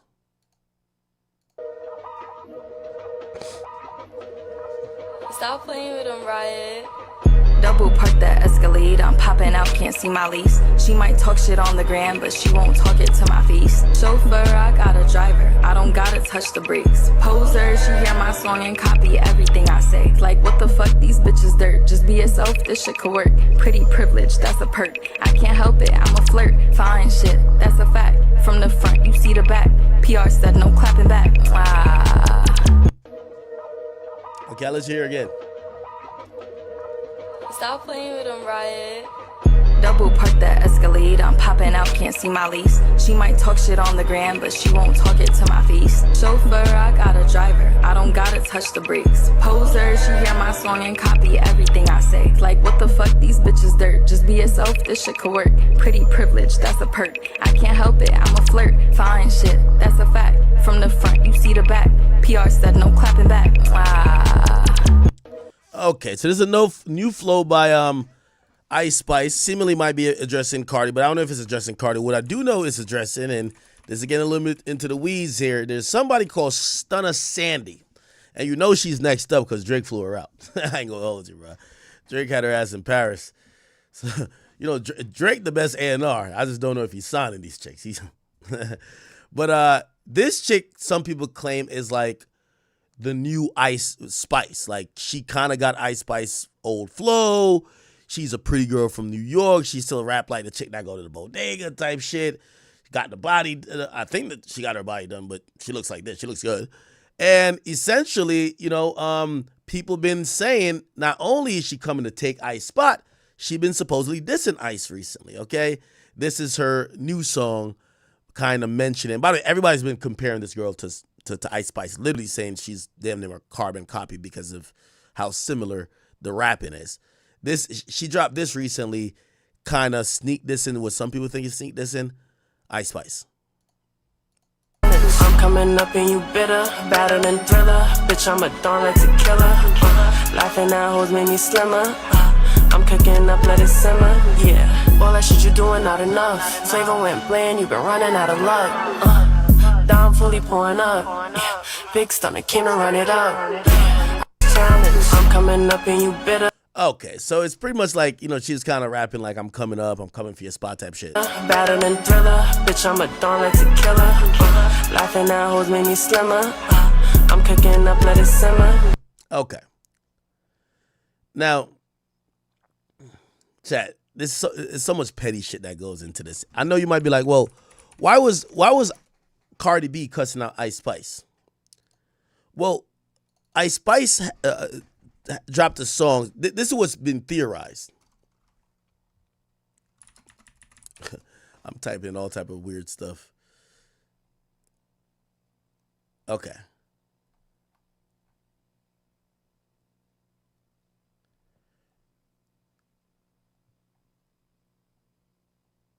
So, I don't even know the name of the song. What's it called? I'm just typing in Miss Poopy. So apparently, oh, no, it's not this. Where is it? Is it this? He was just begging a hit. I don't be giving you a movie. I don't be. I'll find it. Ice Spice dissing. Ice Spice disses Cardi. So there was a snippet of a song. I think the song is out. I forgot what it's called.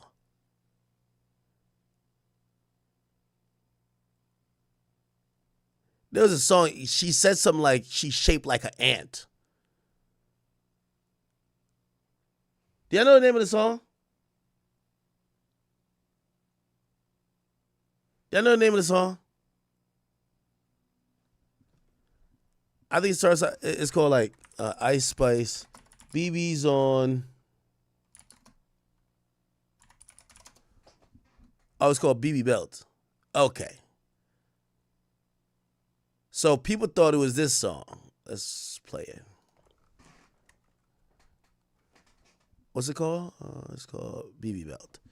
Ice Spice, BB Belt. So they thought this song was a here we go. I don't get introduced. They ain't in my lane. Counting up mo. He hit my line. No, it's a little bit earlier, but basically She starts talking about somebody who's shaped like an ant and something like that. Here we go. I be getting them bands. Bitches switching, but they wasn't trans. Chewy's on. Wait. Niggas fuck, we go cool. I don't get introduced. Yeah, I'm that bitch, so they stealing my juice. This one bitch is built like an ant. Ew. Okay. They think that's a Cardi diss. Now, I haven't even talked to Cardi about this. You gotta let the girls squabble before you get into it as a dude, right? Like, let them fight first, right? I've learned that. Trust me. I have. So people thought that was at Ice Spice. Now, no, that was at a Cardi. Now, before Cardi B, Ice Spice, Dominican, they got into it at one point. But they kind of made nice on the timeline when, and by the way, I'll play this. Maybe they'll. Cardi B and Nicki Minaj are going at it again, and now Ice Wait. Spice is in the mix too. Here's everything that's going on. Cardi and Nicki. Okay. I just want to show you the. Oh, so I guess Cardi B was supposed to be a munch.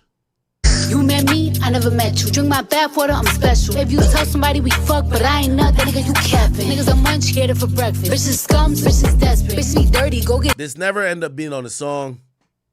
She had denied she was shading Ice. Yes, sir!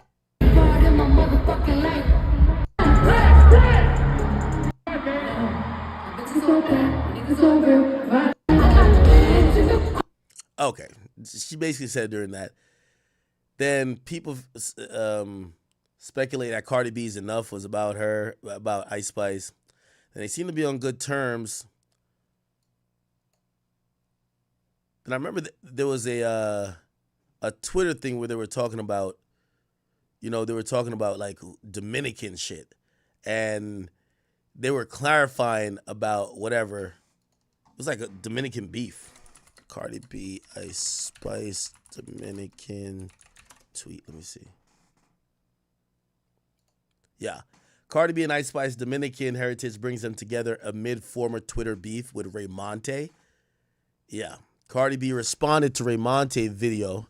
Says crazy because when famous people said I'm ghetto and talked about my accent, called me dumb because of the way I speak. Say I got no couth, talk about my teeth, braids, and 2 buns. To this day, no matter what I accomplish, I still get called a stripper because I'm from the ghetto.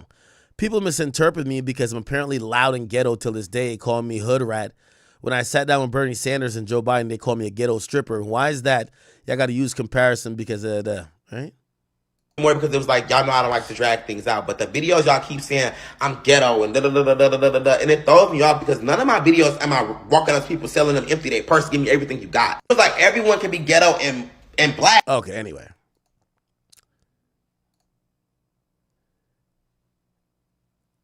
And this is where it says, same reason why you felt comfortable calling me a Mexican when I'm Dominican. I asked you why you felt comfortable calling me a Mexican when Ice Spice and Zoe Saldana, whoever this other person is, are Dominicans. You don't do that to them. So they're saying, she's saying, why you call me Mexican, but you never call Ice Spice Mexican? We're all Dominicans. And then Ice Spice weighed in. And Cardi did clarify. I think there's some confusion on what I said. I asked why he feels comfortable calling me Mexican. I have no Mexican parents. My mom is Trini. She came out of a whole black woman. My father's Dominican, whatever. And then Ice Spice did eventually say,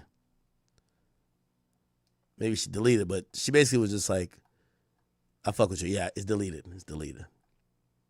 Right? And then they linked up at the Vanity Fair party. Anyway. So now we get that. And obviously, once you get the, no disrespect to Ice and JT, because people were then trying to bring Lotto into the mix because the audio had Cardi B saying, I ain't pussy like Lotto, and people wanted her to get into it with Lotto. But we knew the main event was going to happen, which is Nicki Minaj and Cardi B, part 700. Okay? But before then, JT had to get a couple things off on Twitter Spaces, which is usually dominated by Cardi B. Shit. Oh my God, what a flop. Big ass areolas, butt ass naked, and bare feet just to lose. Loser assholes. Aha! All of that for nothing, trying to steal a drip, trying to act like you hustling. That hoe tried to act like she was hustling. To cover up them fraudulent sales. Bitch, you still lost.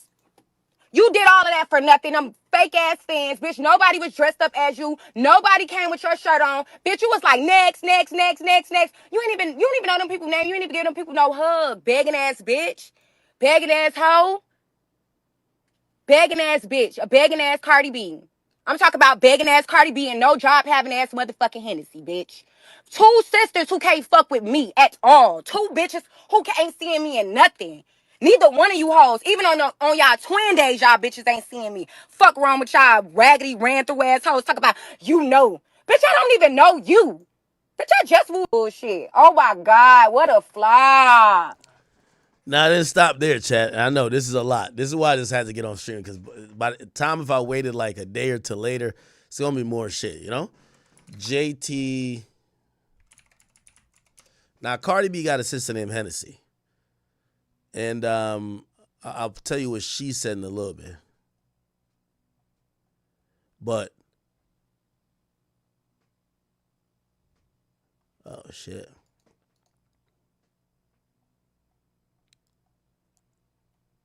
But Cardi B was on, JT was on Spaces talking about Cardi's sister too. Scars behind my ears or under my motherfucking chin, bitch. This is my original motherfucking face. And bitch, stop talking about my teeth. My nigga just spent $200K to get me new ones, bitch. I'm on my 3rd set of teeth, hoe. Clock that. Stop posting old pictures. Your sister is ugly in your face right motherfucking now. Post her, bitch. Ugly, crying, and mad. She lost, bitch. Stop posting me, bitch.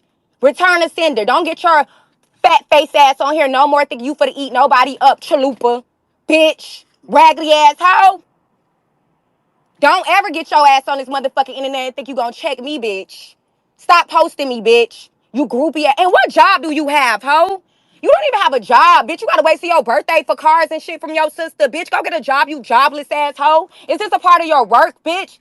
Go get a job, bitch. Go get a job, Hennessy.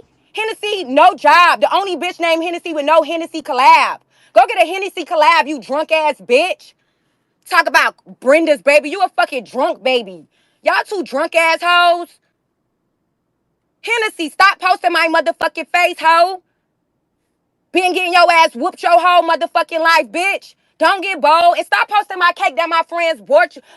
Stop posting my cake that my friends bought me, bitch. When y'all are not celebrating your sister is over there eating dry ribs with a dry pussy.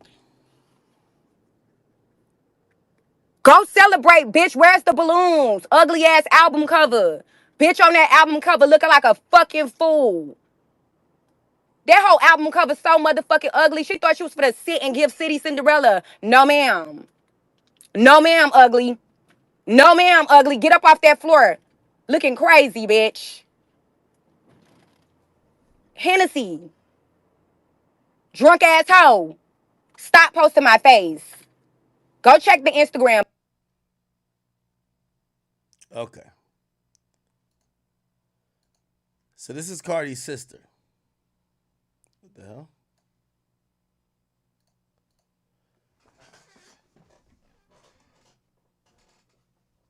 It's a hustle. We must have the same job. You've been tweeting for 5 days. You're an artist and haven't been booked in months since your strip club tour. And copy what? My sister been known as Binderella in her songs and in the industry.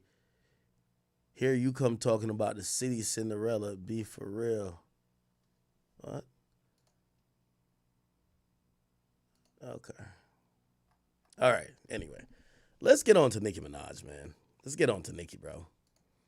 Okay. So we get to the real shit, man. Nicki Minaj goes ballistic. And I mean fucking ballistic on Cardi B. This is finally no more Ice Spices. Get JT out of the way. Let's hear what Nicki got to say. Nicki says, is I'm the Barney B and the flop is I'm lying about fertility when the queen has never once seen or spoken to a fertility doctor in her life? Is I'm the one sleeping with a trade while her husband fucking Sweetie?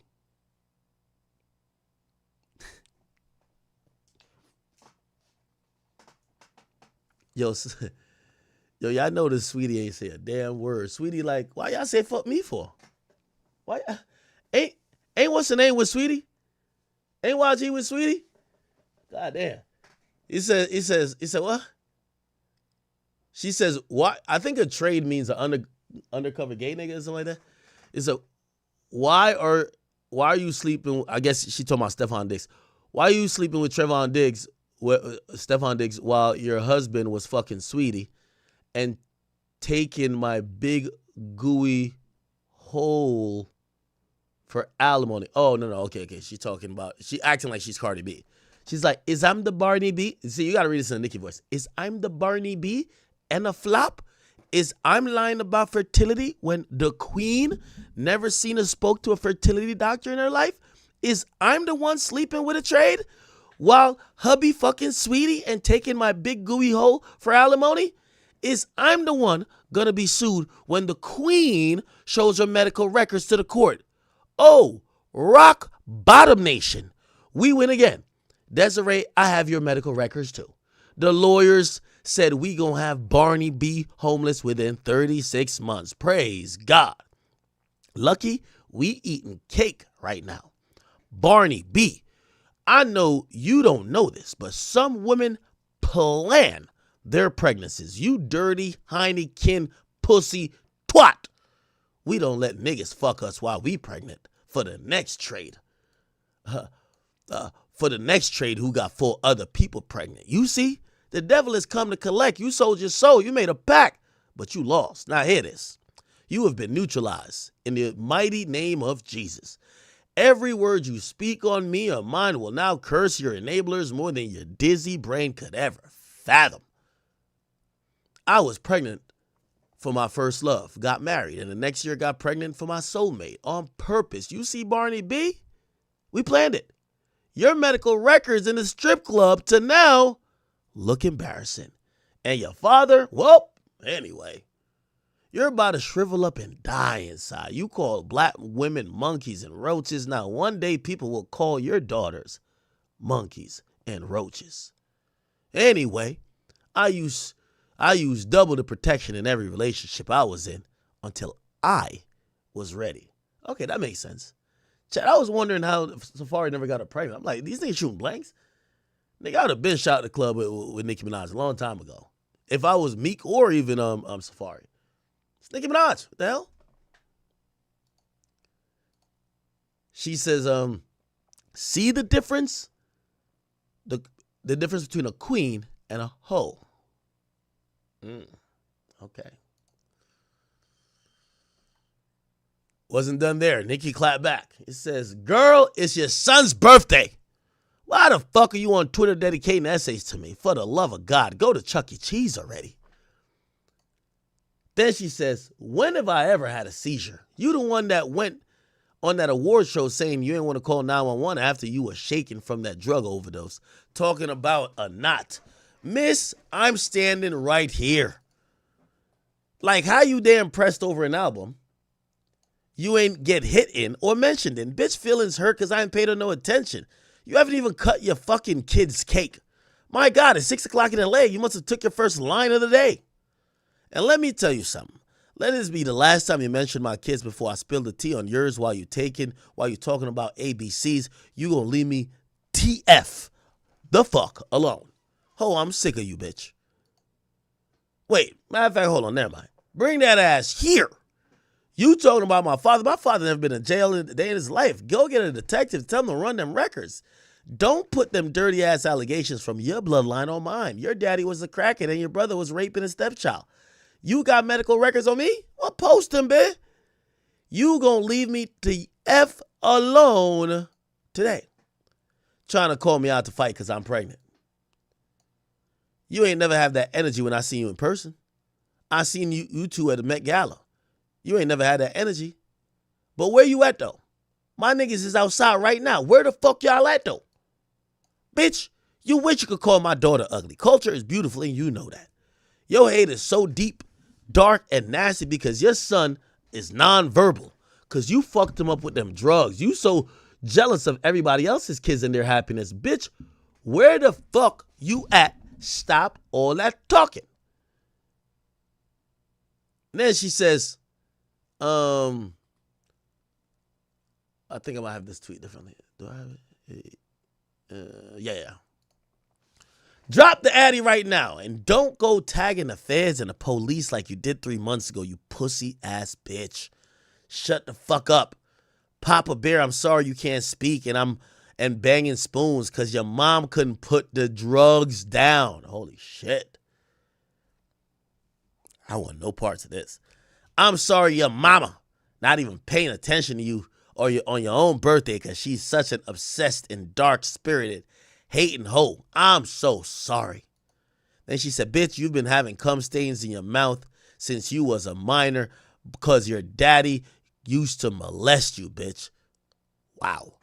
Tell the world that's why you wake up so fucking miserable, because you hurt and full of trauma that you trying to apply to everybody else. And why the fuck you keep bringing up Rock Nation? I'm not signed to them. You delusional, paranoid, coke sniffling bitch. You said fuck Vulture. What? Bitch, fuck that slow ass son that came out of that pussy. You be wishing so much negativity on me while I was pregnant. Look at your karma. Look at what your rotten pussy done produced. Now he a whole 5-year-old tiptoeing around the house and can't spell his name. Oh my God. Bitch, you want to talk about album by $4.99? You sold both your albums for $5, you dumbass hoe. You was even selling poster and keychain bundles for your Queen album, you fucking dummy. And you know I never been a bitch to cop, please. That was your friend Nitty hitting up Tubby to go on a fucking joint tour after he got out of jail. I ain't never got on a phone call with none of y'all asses, bitch, you wish.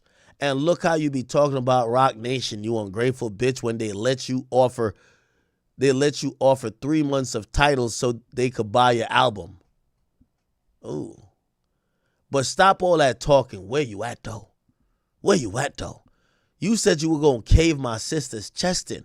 We checking our DM, and we ain't seen it yet. Everybody up and waiting. Drop the addy right now, ho. Holy shit.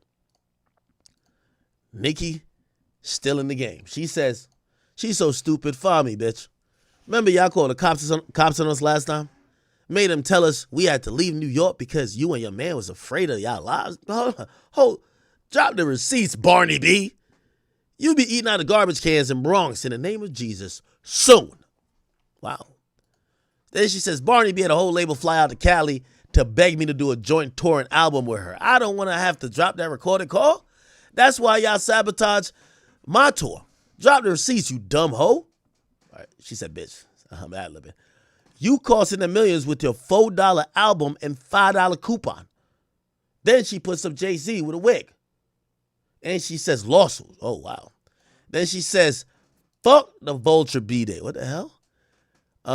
Dupree, some fan says, Cardi can't keep trying to play into the fact that it's Papa their birthday because when it was Culture birthday, she was literally arguing on the Shade Room on Spaces. You do the same thing. It's not a drag. But she says, fuck so-and-so's birthday. That's their child. Wow. And Jay-Z, take that fucking lace front off. He said, where the roach spray at? I'm going to spray it in this bitch disease-riddled mouth. Bunch of different cum stains on the new roach for entertainment purposes only. 3/27/2026. That's her album date. Lucian Elliott, Rico Nation. I promise you. Tell that dizzy hoe to stand down. I promise you. Barney, dangerous. Bodega Barney. What up? Your sister can get that chest caved in if you pregnant with another monkey or roach right now. I'm just saying, for entertainment purposes only. Culture, you a roach and a monkey, like your sister.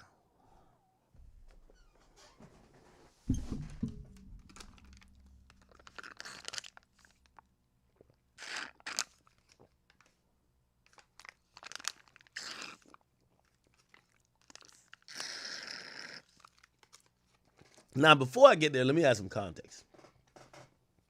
Nicki's trying to use the play on roaches and monkeys because supposedly there was like this, scandal that Cardi B used those terms to describe a woman of color.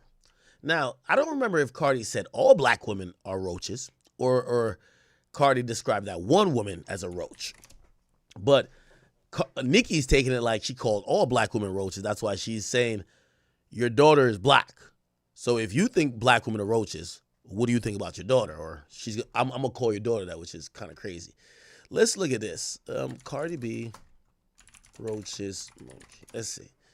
Let's figure out. Unpopular opinion, Cardi B is not an Afro-Latina woman. Both of her parents are white-skinned mixed Latin American people. When did Cardi...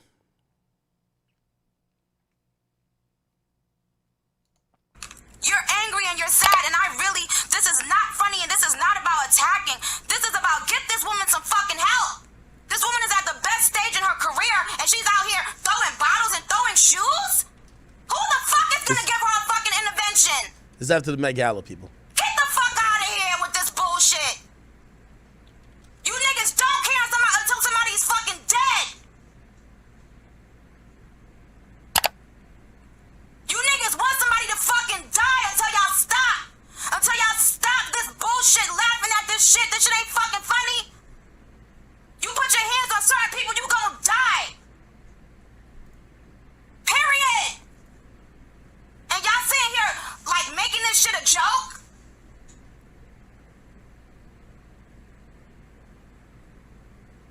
I'm not the bitches in a strip club. And I'm not a bitch on a reality show. My money is very fucking long, too. Let's come back. Go ahead, Flex. Let's go. Play something? Yeah, play something. Man, Nick. Wow. Anyway, let's get. Where is the whole thing about the roaches shit?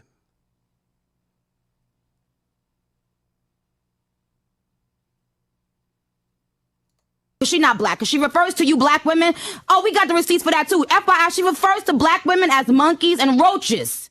Roaches! Just glad I fixed myself up before she got this show. Just glad I fixed myself up. They scrambling. Where's the clip? I need to see the clip.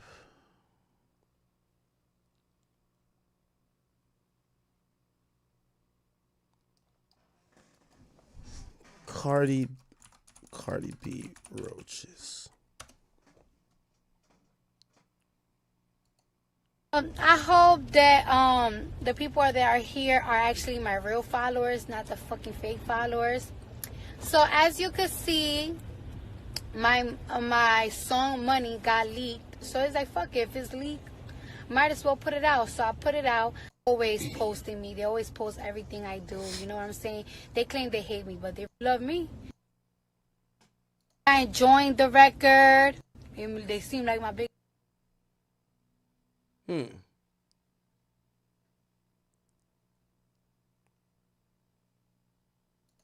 let's talk about last night, because last night was an epic night for me. You know what I'm saying? Even though I didn't win no awards, but you know what I'm saying? It's cool though, because the people that did win, they definitely deserve it. Shout out to Remy Ma. She contributed to one of the biggest moments in my life, which is going off on Summer Jam stage. You know, she ain't had to bring me out, but she did bring me out. You know what I'm saying? Shout out to her for that. You know what I'm saying? That was real boo. You know what I'm saying? But I just want to say thank you everybody that has seen me blossom into a butterfly. You know what I'm saying? I went from a roach to a butterfly. And I just want to thank... Oh, so this is a video of Cardi saying that she's called herself a roach and she wasn't calling black women roaches. Where's the original thing where Cardi B says roach? Is this... See, what happened to me in the club today? You black females, a lot of you Spanish females was coming at them saying that their hair wasn't done. I can't find it. I do remember that being a scandal. So here's a handful of shit. Somebody said I called my instead of for her and everything. Whatever. I can't find it. Okay. So anyway, Nicki says, Culture, you a roach and a monkey like her sister. Then it says, Cokie B, please don't sniff coke with baby number 4 and 5. Word to Carlos. And it says, Culture a vulture and her mama is a crow. So stupid to not see once Wendy ate that crow what happened. They played you to do that hex to yourself, you flop-ass, heavy-tongue hoe.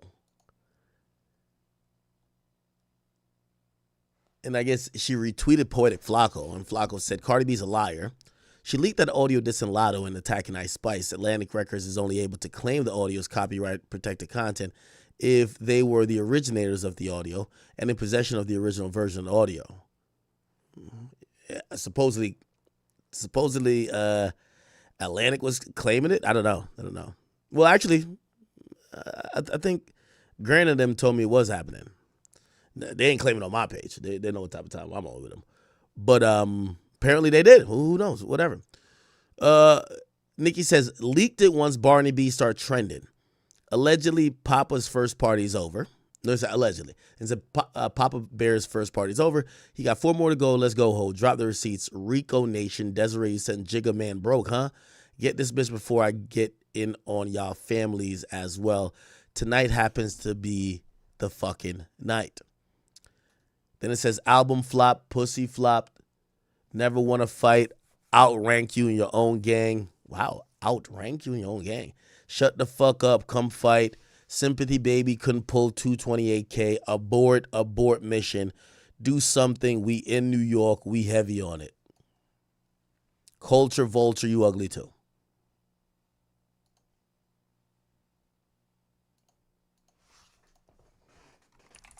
Let me go on Nicki's page to see if there's any more tweets. So Nicki wants to fight.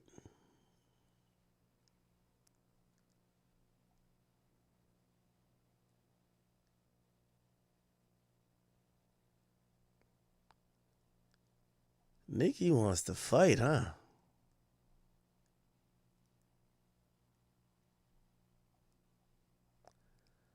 What is Cardi B saying?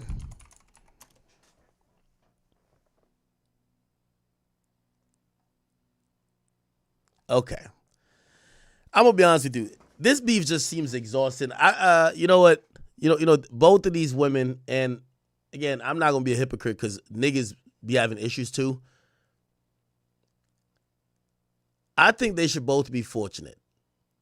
And, you know, it's lucky that women usually, we never seen a woman seriously get hurt from another woman. I mean, it's happened. You know, like, women could get into some shit and it turned violent and turns, you know, deadly. But sadly, it appears that both of these women drama, and they're huge rappers who are from New York, are going to come down to a gang war. And I'm not saying that on some Flacco shit. I'm saying the reason why Nicki's popping it like that is because her man is like in some gang and he's like a respected dude in the gang. Cardi, who's pregnant, I don't know if she actually believes that Nicki would be down to fight her, but pretty much you're going to have to respond to Nicki's energy, which is she's backed by a gang of dudes. So you got to use your gang, who she's like, was she from the like 5'9" Brim or whatever the case is? Like, she got to use her gang. So basically, it's going to be, if anything happens in this, it's going to be 2 niggas getting hurt or just unrelated people other than the main people involved. They're both hot artists. They're both going to, you know, keep making their money. Their fan bases, I guess, are diametrically opposed. It's going to be a thorn in their sides, but listen, you know, at the end of the day, none of their careers have significantly gone down despite not liking each other. As long as they stay the fuck out of each other's way, I think it'll be fine. I think it'll be fine. Now, as far as, you know, they're talking about each other kids, man, I see rappers talk about people dead folks too. I usually say once you start talking about certain type of things, you should be ready. You should be ready to die or go to jail about it. So if you telling somebody fuck they dead mans or whatever, you should be down to understand that that other person might want to put you in the hospital, the morgue, or somewhere else. And that should be a demeanor with all of this shit. So when I see them, like, I think their beef has kind of been like that already. What Nicki been saying to Cardi, what Cardi been saying to Nicki, yeah, if they see each other, it should be up.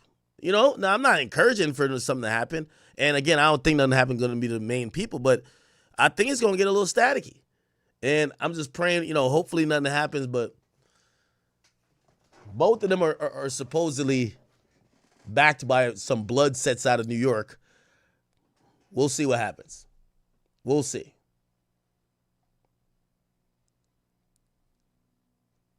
Wow.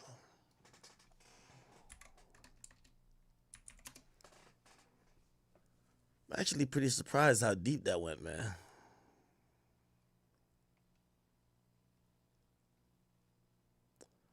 Very, very surprised by that.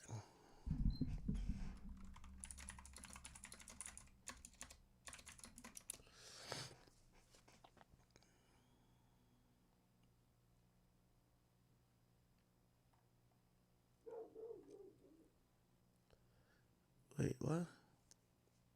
You know what's so funny? If I did this, they would accuse me of trying to do another Warren Chirac, inciting beef.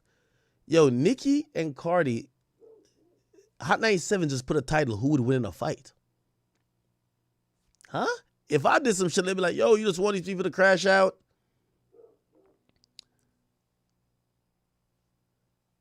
Nah, chat, I ain't taking no side in this. Yo, you know how quick Vlad got this clip out, bro? Or before they even come to my show, say I'm arguing with them, and they'd be like, yeah, I'm Vlad got this clip out dumb quick, and really he got this clip out quickly. Yo, this was the first clip we did. He just stopped the interview, they exported that bitch immediately. So Vlad got a way to get his clips out quick as fuck now. Anyway.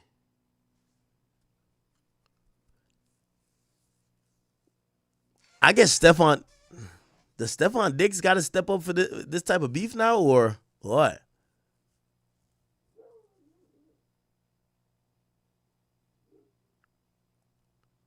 Y'all think Stefan Diggs would defend Cardi? He got to catch a fade for Cardi, man. If him versus Zoo, that's Nicki's husband, Big Zoo. Stefan Diggs got to catch a fade, man.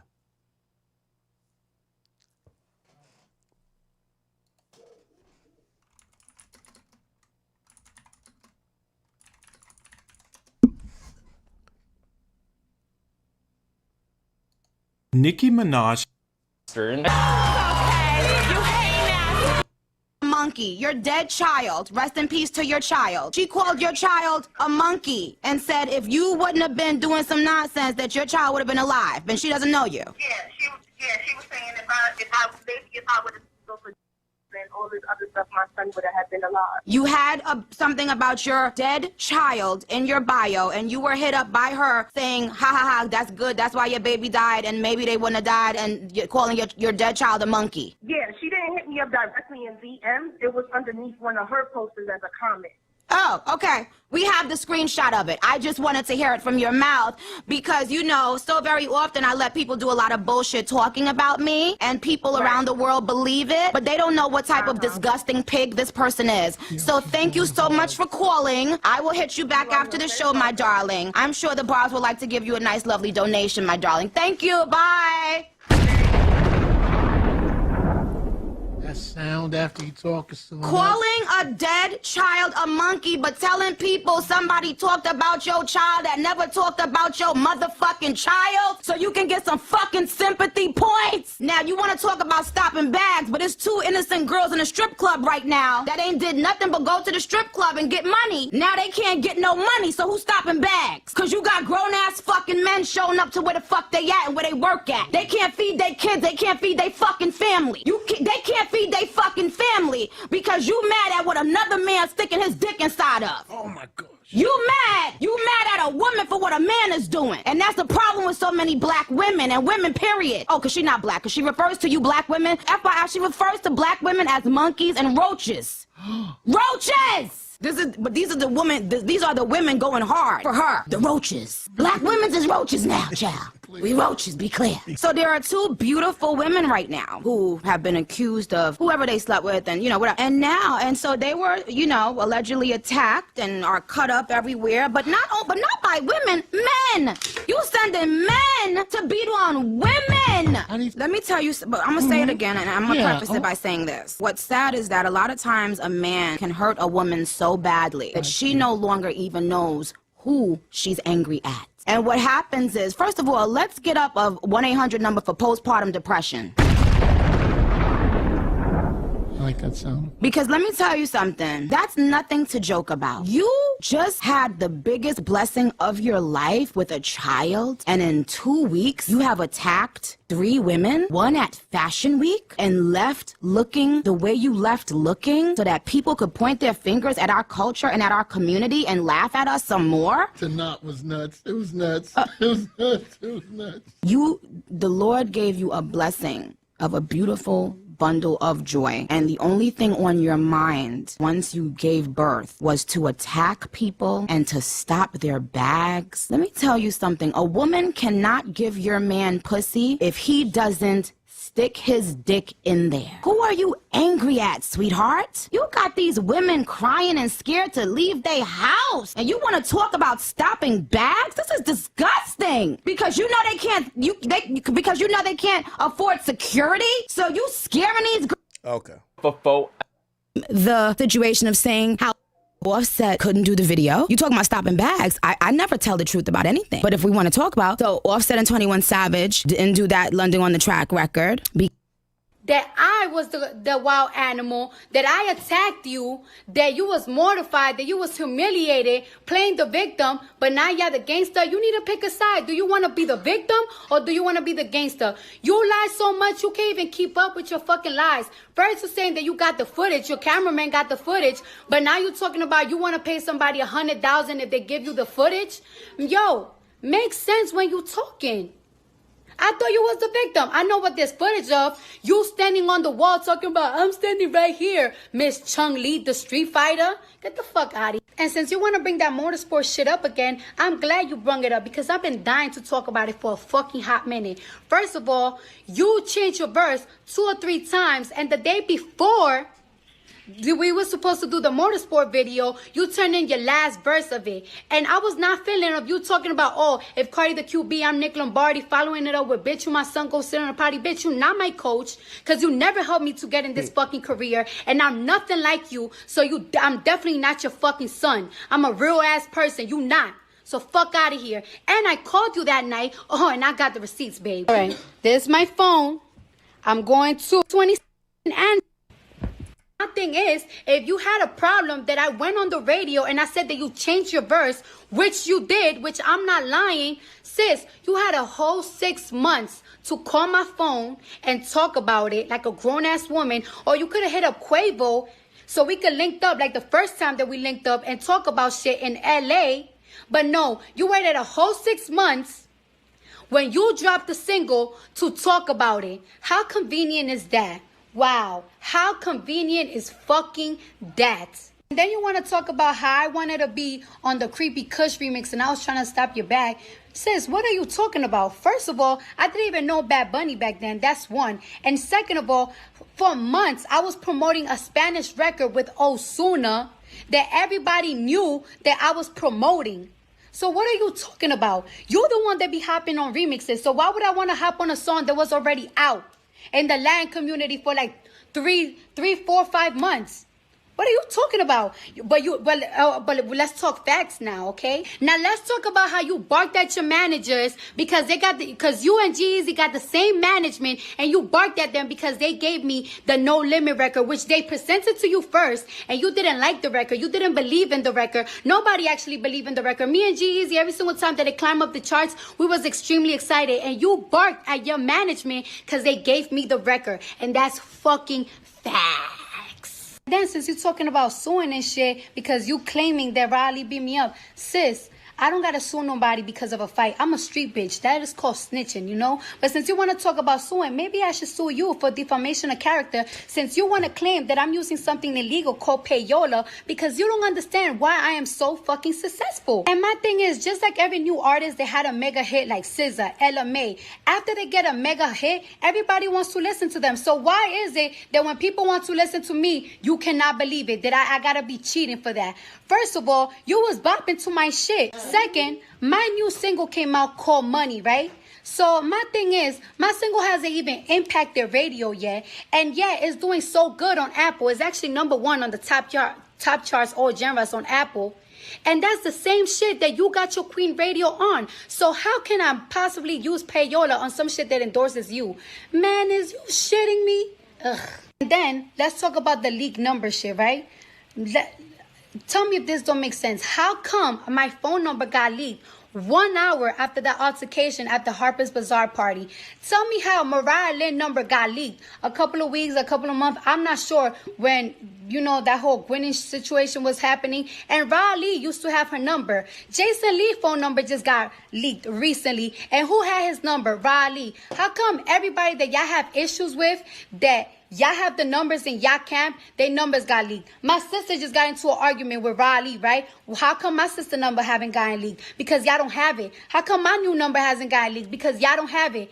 Isn't that fucking funny? Ain't that shit fucking funny? And then the people that texted my phone, that texted Mariah Lynn's phone, that texted Jason Lee's phone were all barbs. You're the common denominator on it. So you tell me. You fucking tell me. Then after my sister posted this text messages. All right, man. All right. Okay.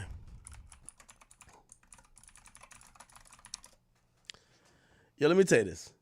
Nicki's just a really lucky woman because I think her behavior on social media towards certain shit like that, this is like intolerant and abhorrent. However, when she drops music, you get to realize she's the best. And when you're the best, you can do whatever you want. It's not the same rules for everybody. Nicki needs to rap that well to be tolerated for some of the shit she's saying. Because here's the thing. Now, granted, I know people are going to do mental gymnastics and say, well, Cardi called people roaches, blah, blah. Yo, Nicki's on there saying, fuck your kid ugly, yo, your kid is whatever. Now, I ain't going to lie, Cardi started talking about her kid too. But when it comes to like how nasty and how low someone could go like in an argument, Nicki's like really known for doing that. And her fans will still support her. Why? Because at the end of the day, that's their queen, and she's always going to be the best female rapper. She's the best female rapper all the time. So, like, she gets away with a lot of shit that not everybody can get away with. But we'll see, man. We'll see. I know her album's going to be a lot of spicy talk, but we'll see how much she gets into it. Let me go check out how this Young Thug stream was with Aiden. Together, man. It's 2025 though. What do you say? This is Young Thug commenting about Drake and Future and trying to fix things.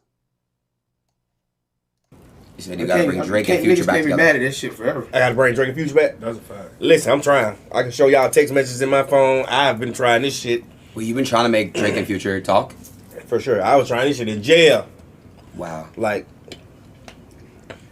with the shit I said in the song, trying to get him, Metro, and Pluto on the same page, that really happened. That actually happened.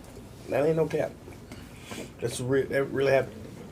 That's crazy, bro. A lot, you know. I just try to make it work, you know. Because Why I know, they like, that's what you should ask. All y'all biggest hits. Well, some of y'all biggest hits are together, you know. That's true. That album's Nova good too. Hobbin tipped $1. Thug, I just wanted to let you know Aiden was playing with his feet before he dapped you up. And you think I would do that? Okay. Prove it. Exactly. Prove.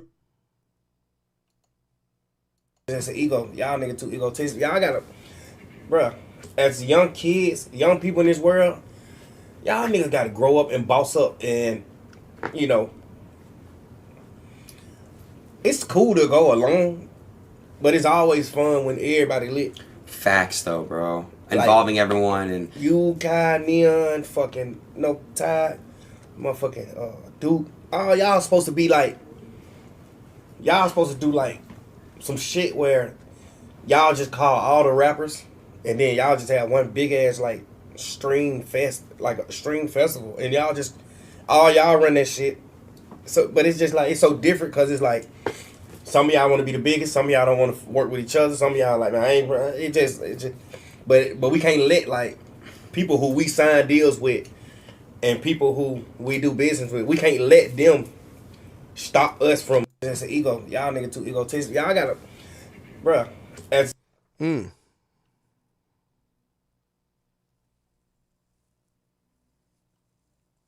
Okay, now he also spoke on Diddy. Diddy, and it's not about Diddy. This is my OG. You're right. I'm sorry. I love. I ain't gonna Diddy. disrespect a man. I'm not against him. You're right, bro. I overly love him. Love You're right, OG. bro.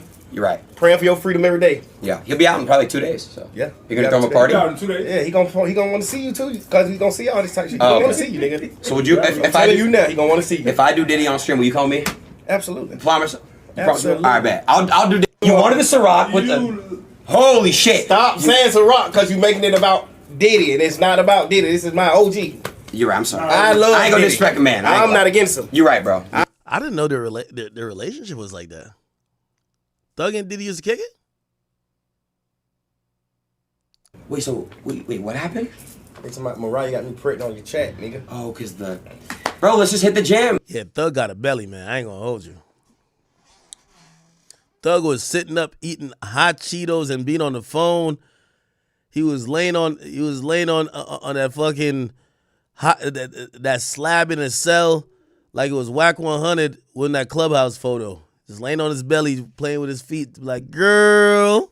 Okay, look, 3 things: gym, Ozempic, or fasting, or a little bit of both, or 3. Nah, we don't need Ozempic.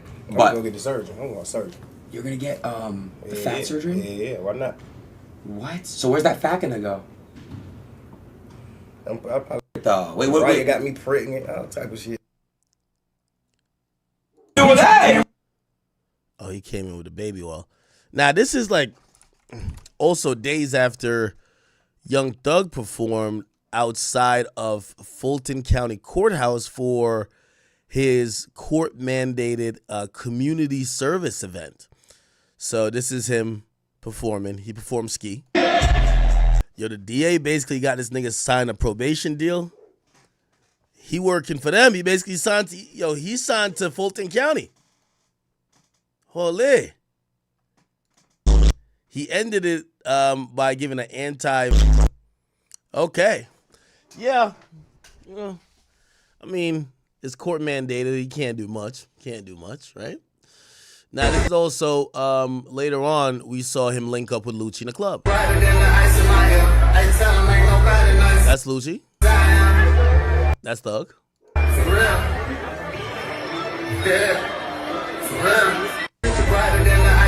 Okay.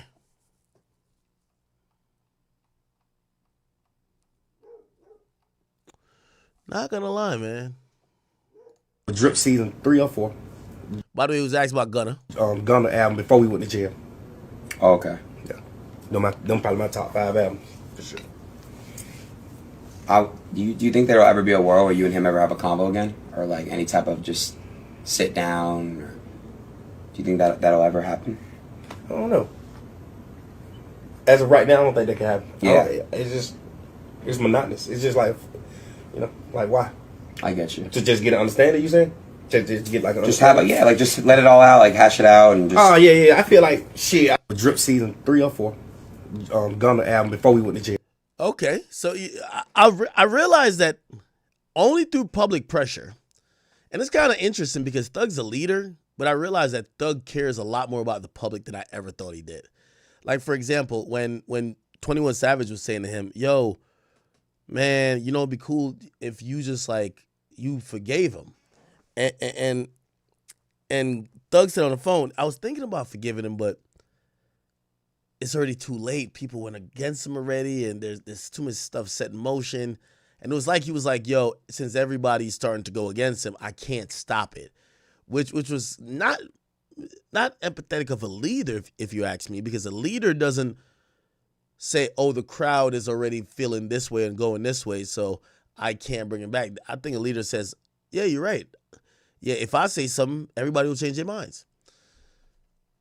So when I hear him, like now seem a little bit more open, he wasn't sounding like that at first. He was like, yo, Gunna a rat, Woody a rat, Yak a rat, this nigga a rat, fuck them niggas. Yeah, he was like really not trying to be open-minded to listen to Gunna, but I think him not getting the popularity vote during this situation, I think it's opened his mind to be like, you know what, maybe I should listen to some of this shit by everybody else. Drip season 3 or 4. Gunna album before we went to jail. Oh, okay. Yeah. Them probably my top 5 albums for sure. Do you think there'll ever be a world where you and him ever have a combo again, or like any type of just sit down? Or do you think that'll ever happen? I I don't know. As of right now, I don't think that can happen. Yeah. It's monotonous. It's just like, you know, like why? I get you. To just get an understanding, you saying? Just get like an Just have just let it all out, like hash it out and just. Oh yeah. I feel like shit. Drip season 3 or 4. Okay.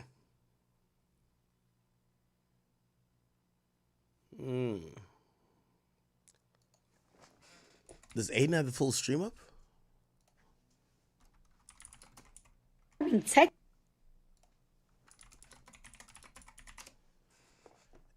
Young Thug. Fasting. Or a little bit of both, or 3.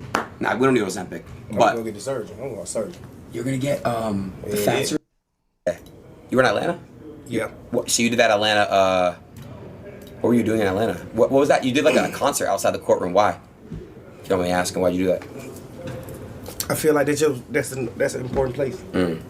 That place shaped a lot of shit in my life. Yeah, I get that. But what was that like, bro? What was that? That place stripped me of my friends. Damn. That's yeah, crazy. yeah, it did. That's a crazy place. That is fucked, bro. I'm not gonna Yeah. lie. Sorry. But I feel you though. And listen, I've never been to jail, but I feel you, bro. Oh, not jail. It's fucked up. You should go. No, I'm good. If we can go together, you and I. Let's go. I gotta try to talk to my lawyer and shit. Make sure I don't get. I don't violate my probation by going to jail. Right. Because I can't be in contact with the cops. Why? I'll do it for you. Because I'm on probation. Who you calling? So it got to be SZA called me. SZA, the girl singer? Yeah. Oh, okay. SZA. It's a grown ass man. Oh shit! What up, bro? Don't leak the number. Be careful. The number ain't showing no number. Oh, okay, cool. Be careful when you hang up, though. What's up, bro? Bro, he pranked me. He said you were SZA. I was like, what the fuck? Nah, he says Sizzle, which is Southside. Fuck. Chat, say what's up to Southside. Yeah, SZA. Big Mike. What's up, bro? That fit you. Y'all live right now? Yeah, we're on live. Hey, yo, what's going on, man? What's happening, man? I'm gonna sell it. You wanna buy it? You can sell it. Okay, so this is perfect for you. Chat, I only brush my teeth once a day. I'm being real. Twice a day is a waste. You wait. You're not weird. Yeah, that's a weird name. How are you not weird? Your name is literally Sex. Hey, ask him what you was asking me yesterday. No, I'm not doing that, bro. I know. He came in the room with Diddy. You're sexual as a motherfucker. Bro, you came in the room with Diddy oil, you bro. You are sexual. Ironic. You came in the room with some fucking oil, the baby oil. You are sexual. No wonder you. And you want Diddy freed. No. He tried to give me that shit yesterday. Oh no, he just lied to the chat and said you took it. You left it. You wanted the Ciroc with the. Holy shit. Stop saying Ciroc because you're making it about Diddy and it's not about Diddy. This is my OG. You're right. I'm sorry. I love I ain't gonna Diddy. disrespect a man. I'm not against him. You're right, bro. I overly love him. Love You're right, OG. bro. You're right. Praying for your freedom every day. Yeah, he'll be out in probably 2 days. So yeah, you're gonna throw him a party. Yeah, he gonna want to see you too because he gonna see all this type of shit. He Oh, gonna want okay. to see you, nigga. So would you? If I do you now, he gonna want to see you. If I do Diddy on stream, will you call me? Absolutely. Promise. Absolutely. All right, bet. I'll do Diddy. I'll do A next Diddy X Thug. We can do that. You want me to line it up for real? Yeah, split it. Yeah, actually, I'll do it. I'll line it up. Oh shit. How's Brian still doing? He's cool. Yeah, great. Bro, he really is a good lawyer, bro. Yeah. What's Brian's record in the courtroom? You undefeated? Yeah. 1,000-0. 1,000-0. Oh shit. Oh my god, when was that? Can you show them or no? No. But damn, that's crazy. All right, come on, bro. Try some in. It's not poison. Let's go. You gonna love it. No, bro. I would never do nothing like that. Come on, bro. You nigger. What the? So yeah, but these are the activities we got. We got freestyle. Damn. You got motherfucker like Michael Jackson. But he was black. Eminem. Yeah, for sure. But he turned himself white. Yeah, but because he had a disease. I know he didn't. I know he didn't do it just to be a white man. Yeah, obviously. Would you ever do that? What? Want to be white? Yeah. Oh, wait, really? You would? Yeah. Why? Probably a day though. I just want to be white for a day so I could just be like, just get all the perks y'all get. You know? Wait, what perks do the white like people getting get? pulled over by the cops and being like, "What the fuck are you stopping me for?" Wait, but come on. I'm gonna call your boss. You know? I don't think there's perks. There are perks. There are? Fuck out of here. Well, I'm Jewish. Those are better perks. Yeah, they are. I'm not gonna lie to you. They are. Man, I get a lot of shit. I'm not gonna lie, bro. It's great. It's great. God's good. God is great. Y'all Y'all to say it though. Well, I have a question. I'm sure you've been touring for years. Would you care if one of your fans who is white was singing your song and not the hard R, but the soft A? Because anything, I can say anything, and a Jewish person can look at it like it's disrespect, but I'm not going to say. All right, anyway. Chat, I'm going to do one more topic, and then I'm going to come back later, and we'll rock out. Hey, so, really, maybe I should just do it later. I was going to do the topic where the nigga dissed G Herbo, and he dead. 2 weeks later, nigga dissed G Herbo, say, nigga, you can't come back to this block. Dead. Instantly. True Chirac shit. You feel me? And then there's another nigga who dissed Kodak, and he got his ass beat in 24 hours. That shit was like, shit. That shit was like Amazon Prime, how quickly the ass whooping came to him. So I don't know.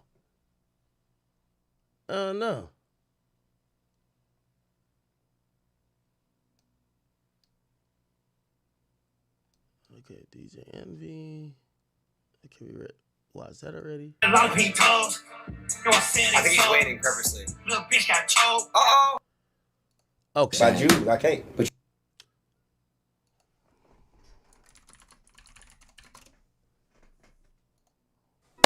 Man, what's up, everybody? Welcome back to another episode of EOS. It's 1090 Jake, man. I'm rocking with y'all, y'all rocking with me. And for this video, we're gonna be speaking on No Limit J-Dog, the man that told G Herbo he couldn't come back to his hood, that got killed 2 weeks after saying it.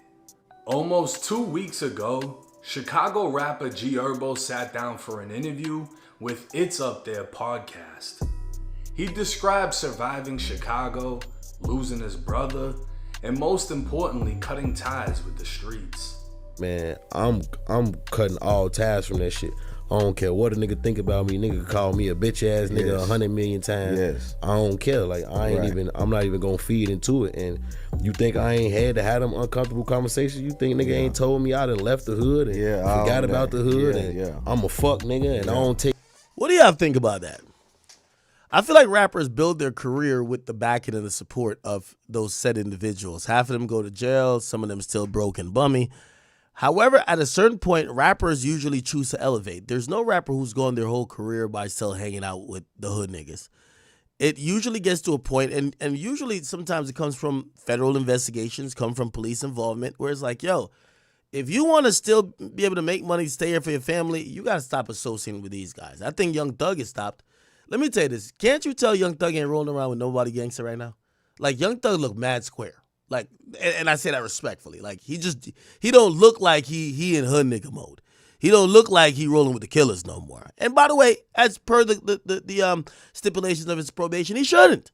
However, we have to remember that dynamic, right? And there's like this dichotomy that has to be analyzed where, do we get a G Herbo if G Herbo isn't banging, was it the NLBMB? Sorry, I know.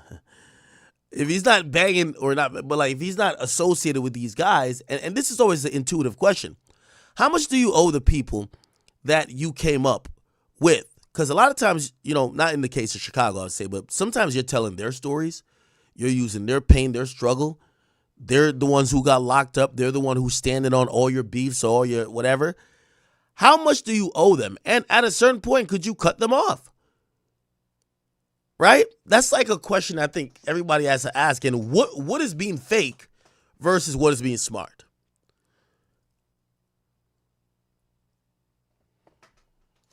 Take care of niggas and I ain't the one bonding niggas out no more and paying for funerals. It's like, how many times I supposed to do for that shit? Do that shit. Like, what y'all want nigga to catch a Rico every time you niggas go to jail for a gun charge, a violent charge? You coming. I'm the one coming. That was kind of alarming to me. I think he's speaking the uncomfortable truth.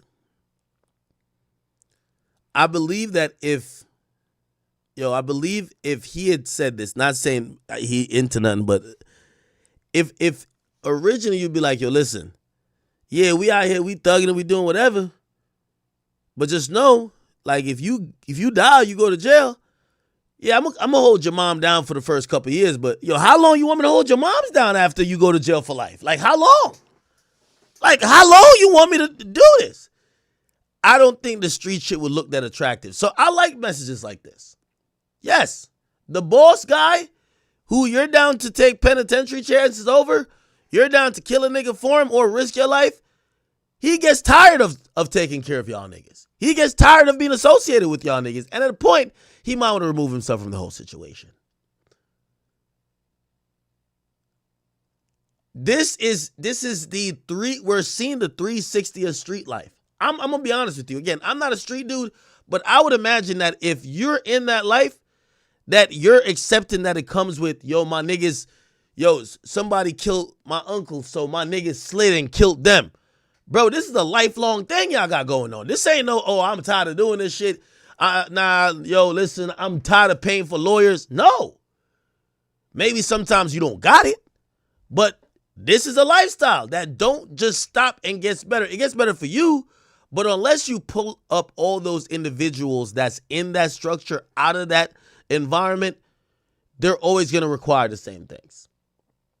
So somebody says, never leave my brother. That's what NLMB mean? Well, sometimes you got to leave. Fuck. Well, you can't say fuck them, but. Like I'm the concierge or some shit. All the young niggas listening, please don't let nobody tell you who you are as a man, bro. You feel what I'm saying? And don't let nobody trick you into thinking that you gotta be in the streets and you gotta have street cred or you gotta look out for everybody. It's okay to wanna, you know what I'm saying, help your niggas and put your niggas on, but your niggas should wanna help you too, though. No, after everything he's been through, Now, I know some of the stuff I'm saying might be also a stretch, but it's like, again, I don't have a problem with what he said. I actually like it. But I'm telling everybody, I hope y'all take what he's saying to realize that this street and this idea of commitment and loyalty for life does not exist. That's why even then, I know y'all going to be like, I bring everything back to 6ix9ine or I want to give him a second lifeline. But think about it. If you could have the mindset that said you get tired of dealing with the issues that being a street dude brings, why can't you say, yeah, I got tired of dealing with the issues that a street dude brings and I became a civilian and just told? You know, like I was shocked when I kind of heard him say this. Not that, and again, he said the uncomfortable truth out loud. So I'm not shocked saying he's wrong because I think he's right. I'm just that usually we hear delusional street dudes say, nah, it's for life. Now he's saying that, yo, at a certain point, I'm over this shit. Think he'd be met with applause. G Herbo grew up in one of America's deadliest cities and belonged to one of Chicago's deadliest gangs, NLMB. NLMB would have a Yo, how does Cairo feel about this? Ain't that the nigga that was supposed to go to Egypt?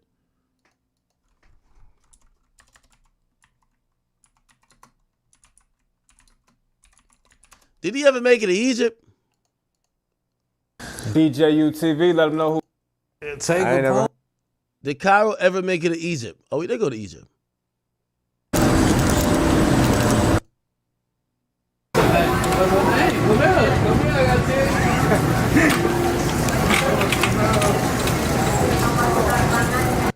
Oh, nigga did go to. Oh shit, nigga went to the pyramids. That's a little background. How look. That's why you turned in the look act on the play. Like me, I just look at the funny part of it. You get what I mean? I'm glad he's alive. Clearly, I think he used to rock out. But he did some interview, I believe, with was it 16 Shot him or whatever.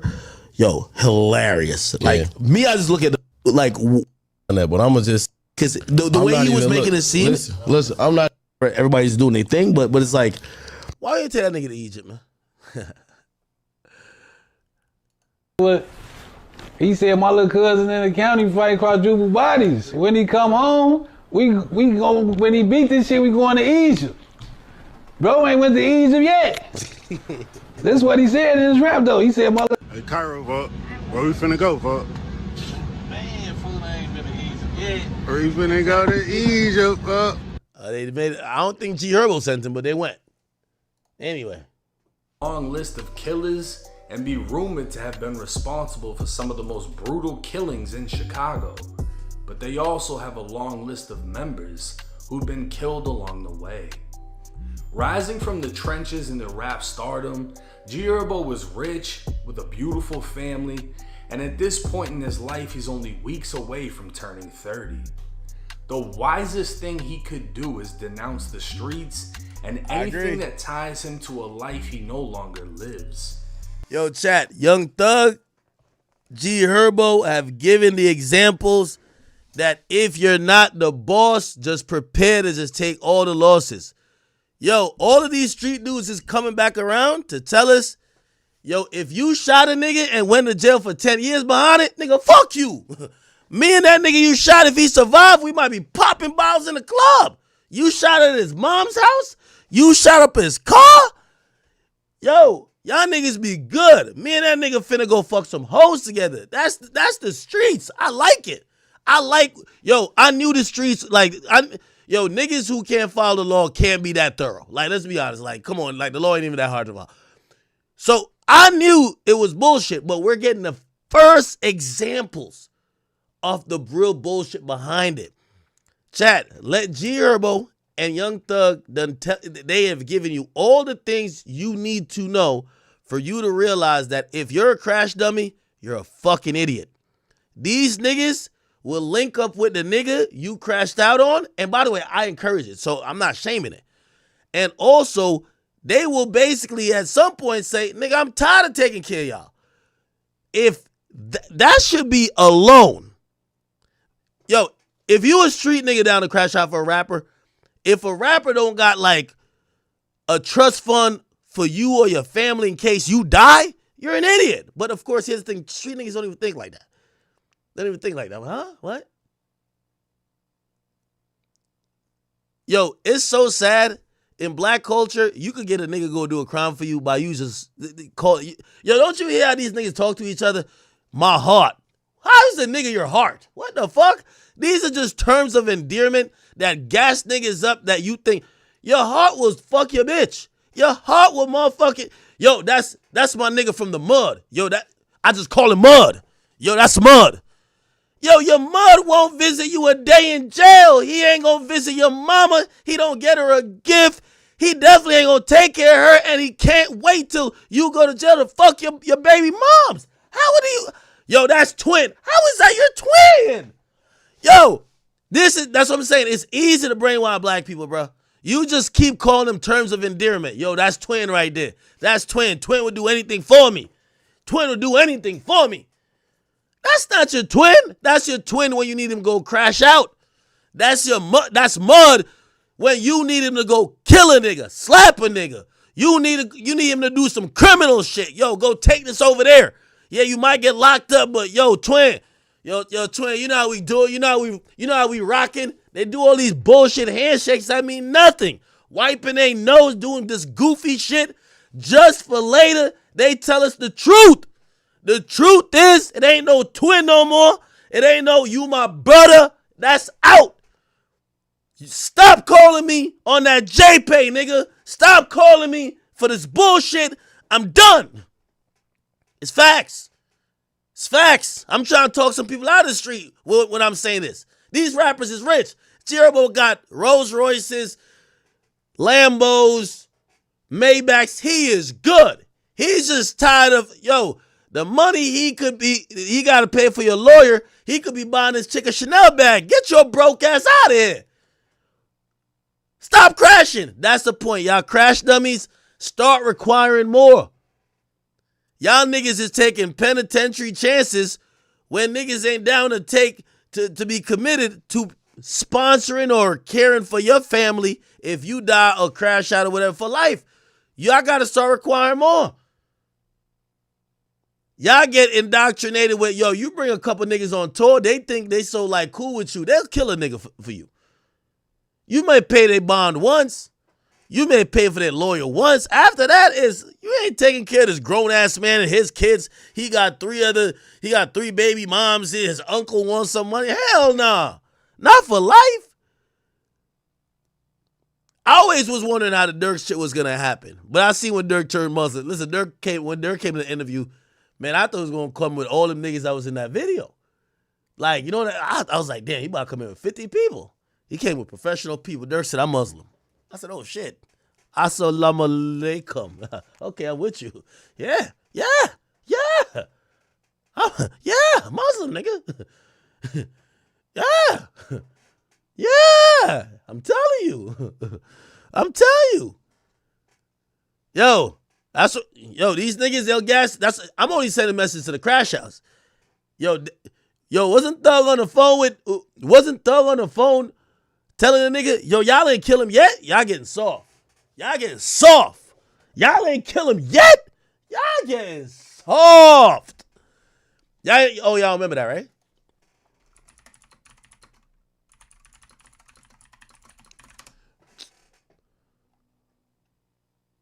Look, Young Thug was on multiple wiretaps encouraging YSL members to do crimes.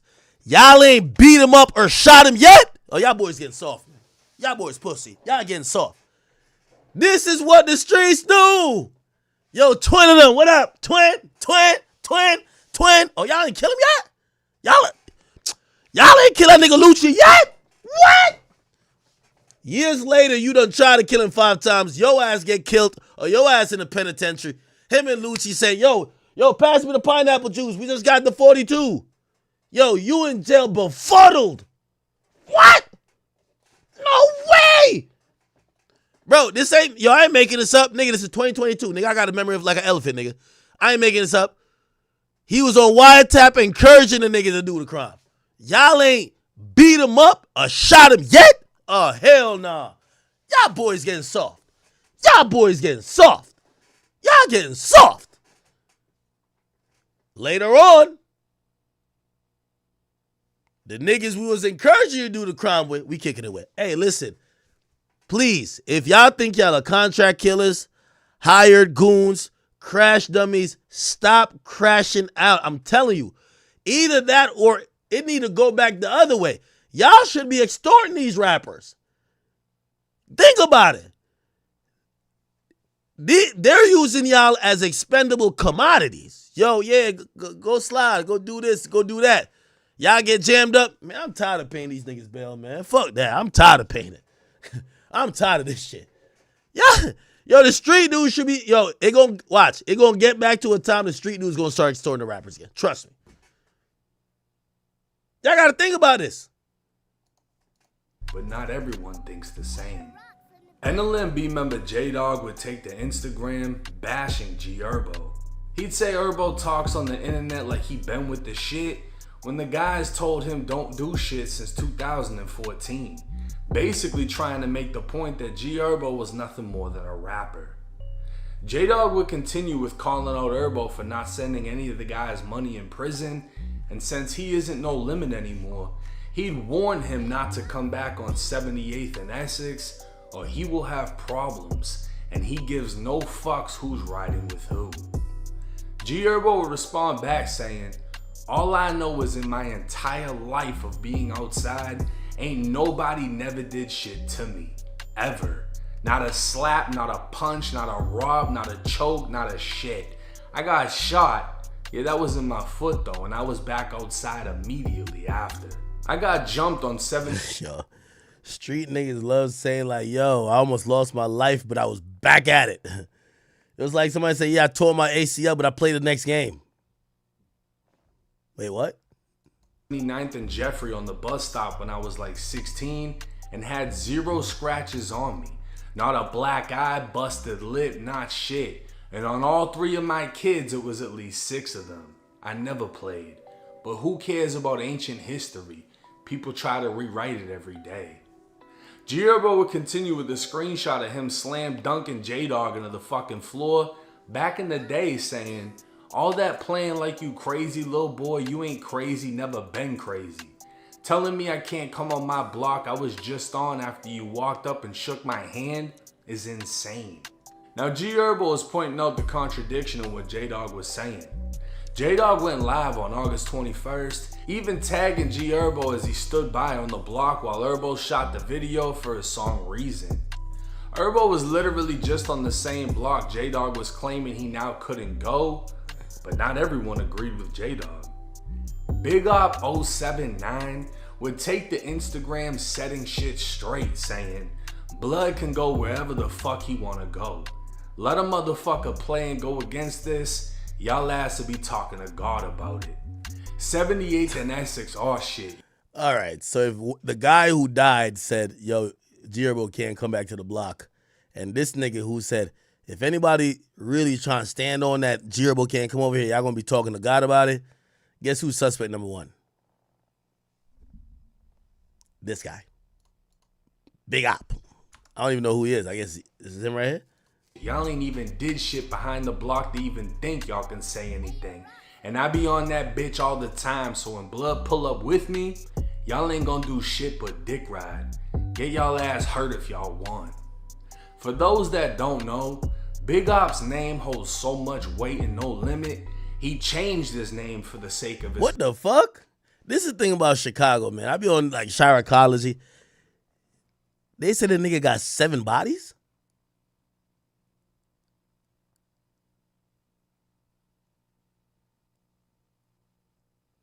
His name is Big Op because he got all the biggest ops? The boy got... What the hell? He changed his name after Chicago 88 No Limit Faro documentary. He had like a 3 or 4 part documentary talk about everybody who he supposedly killed. And then NLMB was under the microscope of the feds. What the fuck? Career because his old name was attached to too many ghosts.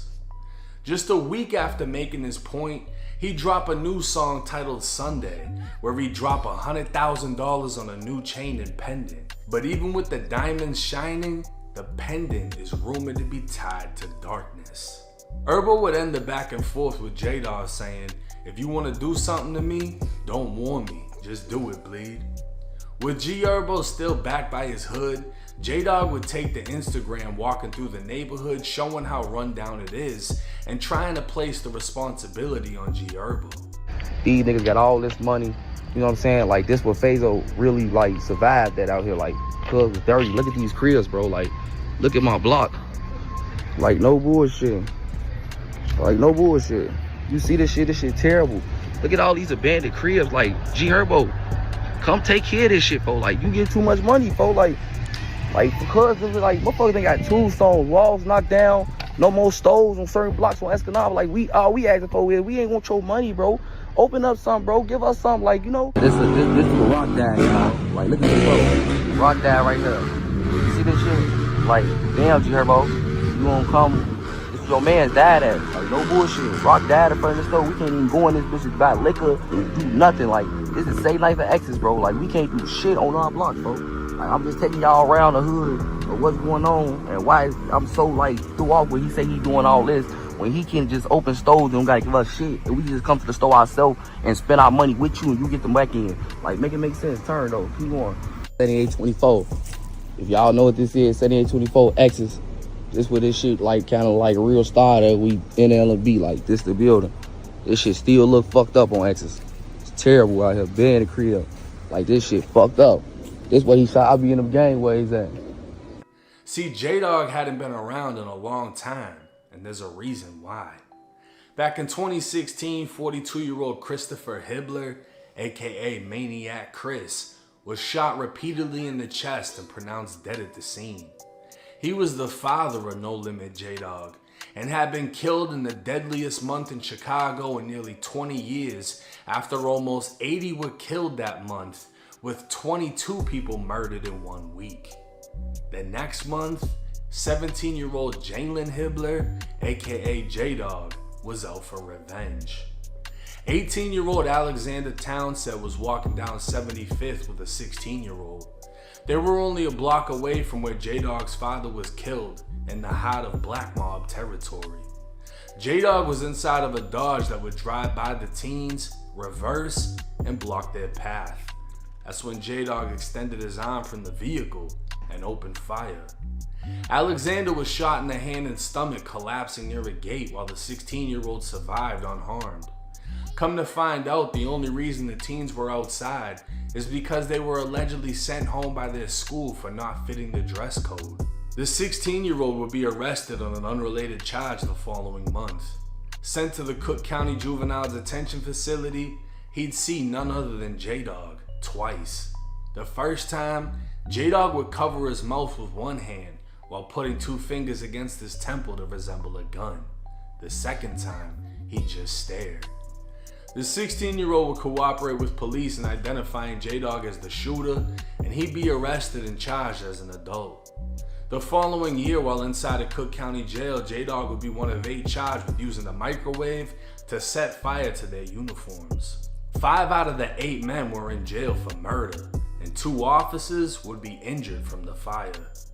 It's unknown how much time J-Dog was sentenced to, but it's believed to be around 10 years, and he'd served 9 until his release this year.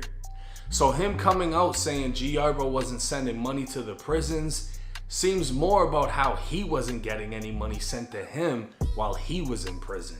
And looking at his old neighborhood, it's been 9 long years. Stores get taken down, houses go abandoned, and no rapper is going to clean up their entire hood. J-Dog hadn't been out long enough to know what he was speaking on, and he quickly found that out.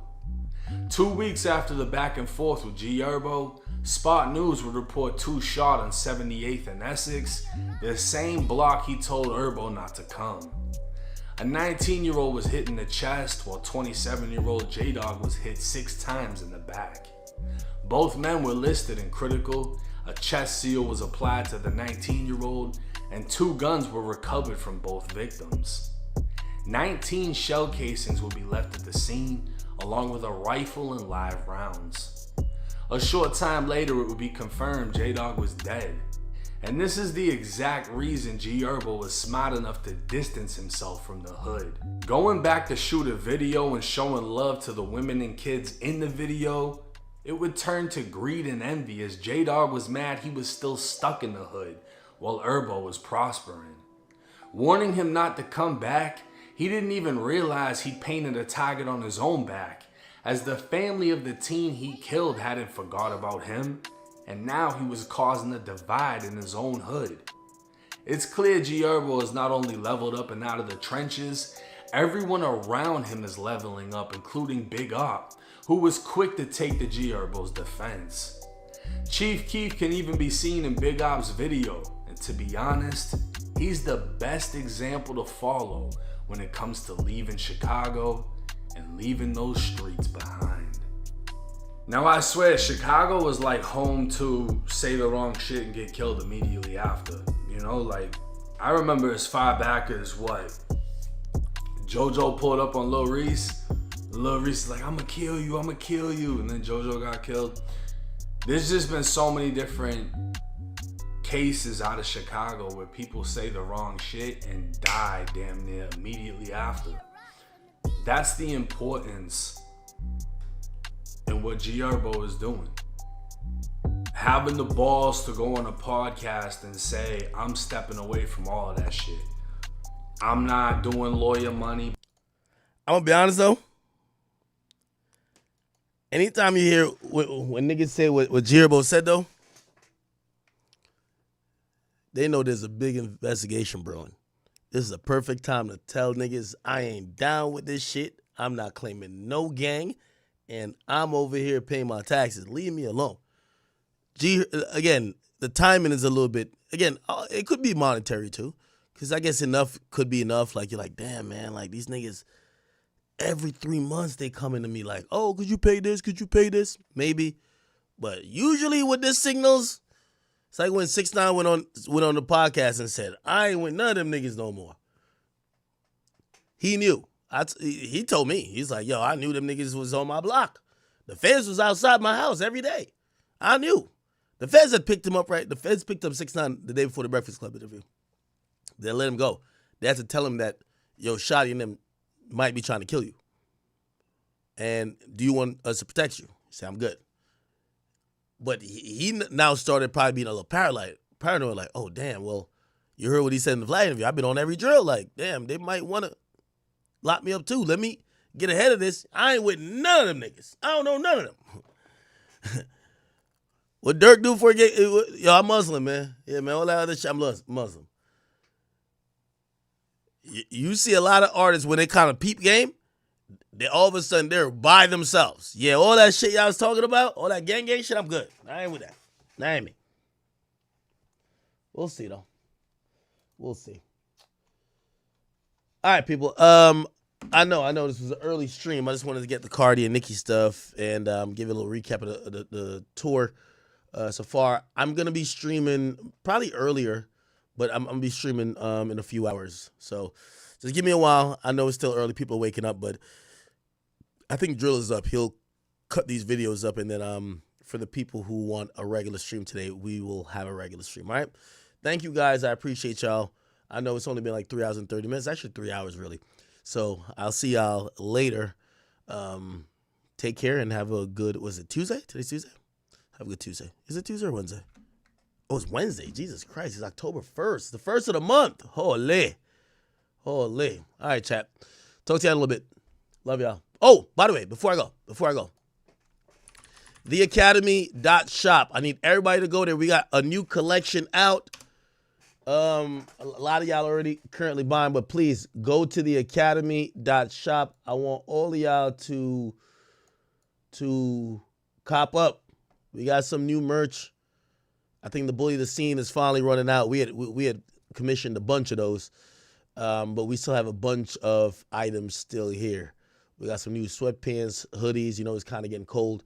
We got the varsity jacket. We got the jersey. Got some shorts, and even we got the trucker hat. Shout out to everybody who is a trucker that watches me. Also, I never ever promoted this. I don't even know how to find it. Chat, if you guys ever want, we've finally started to do, so my studios, trust me, I pay like wild amount of money. I'm barely there, but we still have our studios. We do studio rentals. So if you know you want to book a podcast, and most likely be somebody from my team that might be recording you, we do have a podcast space that we rent out. It's not our main off the record studio, but it's a studio that it's a studio I did Lauren Conlon and Sean G in. And it's a studio that even Troy Ave has recorded out of, if you get what I mean. For it's an event space, so you guys could go on Peerspace to book it, and I think I have a direct link somewhere. But if you go to, it's in Jersey City, it's at our headquarters. I'm not gonna lie, and if you just type in podcast recording, it should bring up out of one of the possibilities our space. Let me see if I can find it. Can I find it? Nope, it's not on the front page. God damn, they do me bad. Where the hell is it? Or do I gotta put a time or a date or something like that? What the fuck? Yeah, my screen just went black. Oh, this is bringing up shit in New York. Anyway, I'll put a link somewhere. So if you guys ever wanted to record at, it's, you know, our studio is called Dialect. I don't know if I could just type it in. Fuck. It's called Dialect Studios. That's the one that we do rent out. It's on Peerspace. Peerspace though. I will not be there. So if you do rent it, don't think I'm going to be there. I won't be there. But most likely someone from my team is going to be there. And we have a few podcasts that shoot there regularly, but I've never really promoted it because, you know, I didn't know what Troy Ave's schedule was going to be. So like we're only listing it available at certain times, but we're going to start opening up availability. Okay. How the hell do I find it? What the fuck? I'll just type it in. Dialect Studios, Jersey City. Peerspace. Okay, what the fuck? It doesn't come up. I don't know. Whatever. I'll get my assistant to give me the link. Other than that, I'll be back on later today. And I'll be back on later today. And what else? That's it. Also, today's a tough day, chat. So today I'm going to get up. I got to do some lawyer shit.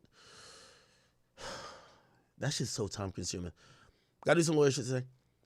Then I'm finishing the roof. Yo, this fucking thing that I built outside is so fucking tall. Like, I'm over here scared of heights, but I'm finishing the roof. I'm going to give y'all an update on it. And I've already commissioned my next DIY project. I'm building an outdoor sauna. Yes, an outdoor sauna. Like, yes, I'm building it from fucking scratch. But Eventually, when I get a little bit better at building, I'm gonna start like, you know, kind of vlogging, or maybe I just put it on like Patreon or something like that. And because most of the time, like my daytime for a good like 3, 4, maybe 5 hours is spent out there. So anyway, I'll be back on later, and we will get caught up on any of these like back and forths and get into some music stuff. Also, we'll get into the Kodak stuff, some stuff with 6ix9ine. There's some sentencing stuff for Diddy we didn't talk about, and some more updates, even a YNW Melly update. He cut his hair. So we'll get into that a little bit later. All right, so chat, thank you if you guys tuned in now. I don't know how y'all are up. I don't know if y'all were up on a overnight shift, but I will catch y'all later. I love you. Thank you guys for supporting. And thank you for being understanding too. You know, we were trying to, you know, we're going to these shows, young boy shows, but we are trying to get some content there, right? We're trying to stream, even if we don't get to stream the whole thing. And I hope you guys appreciate the attempt at the IRLs. All right, appreciate you. I'll see you.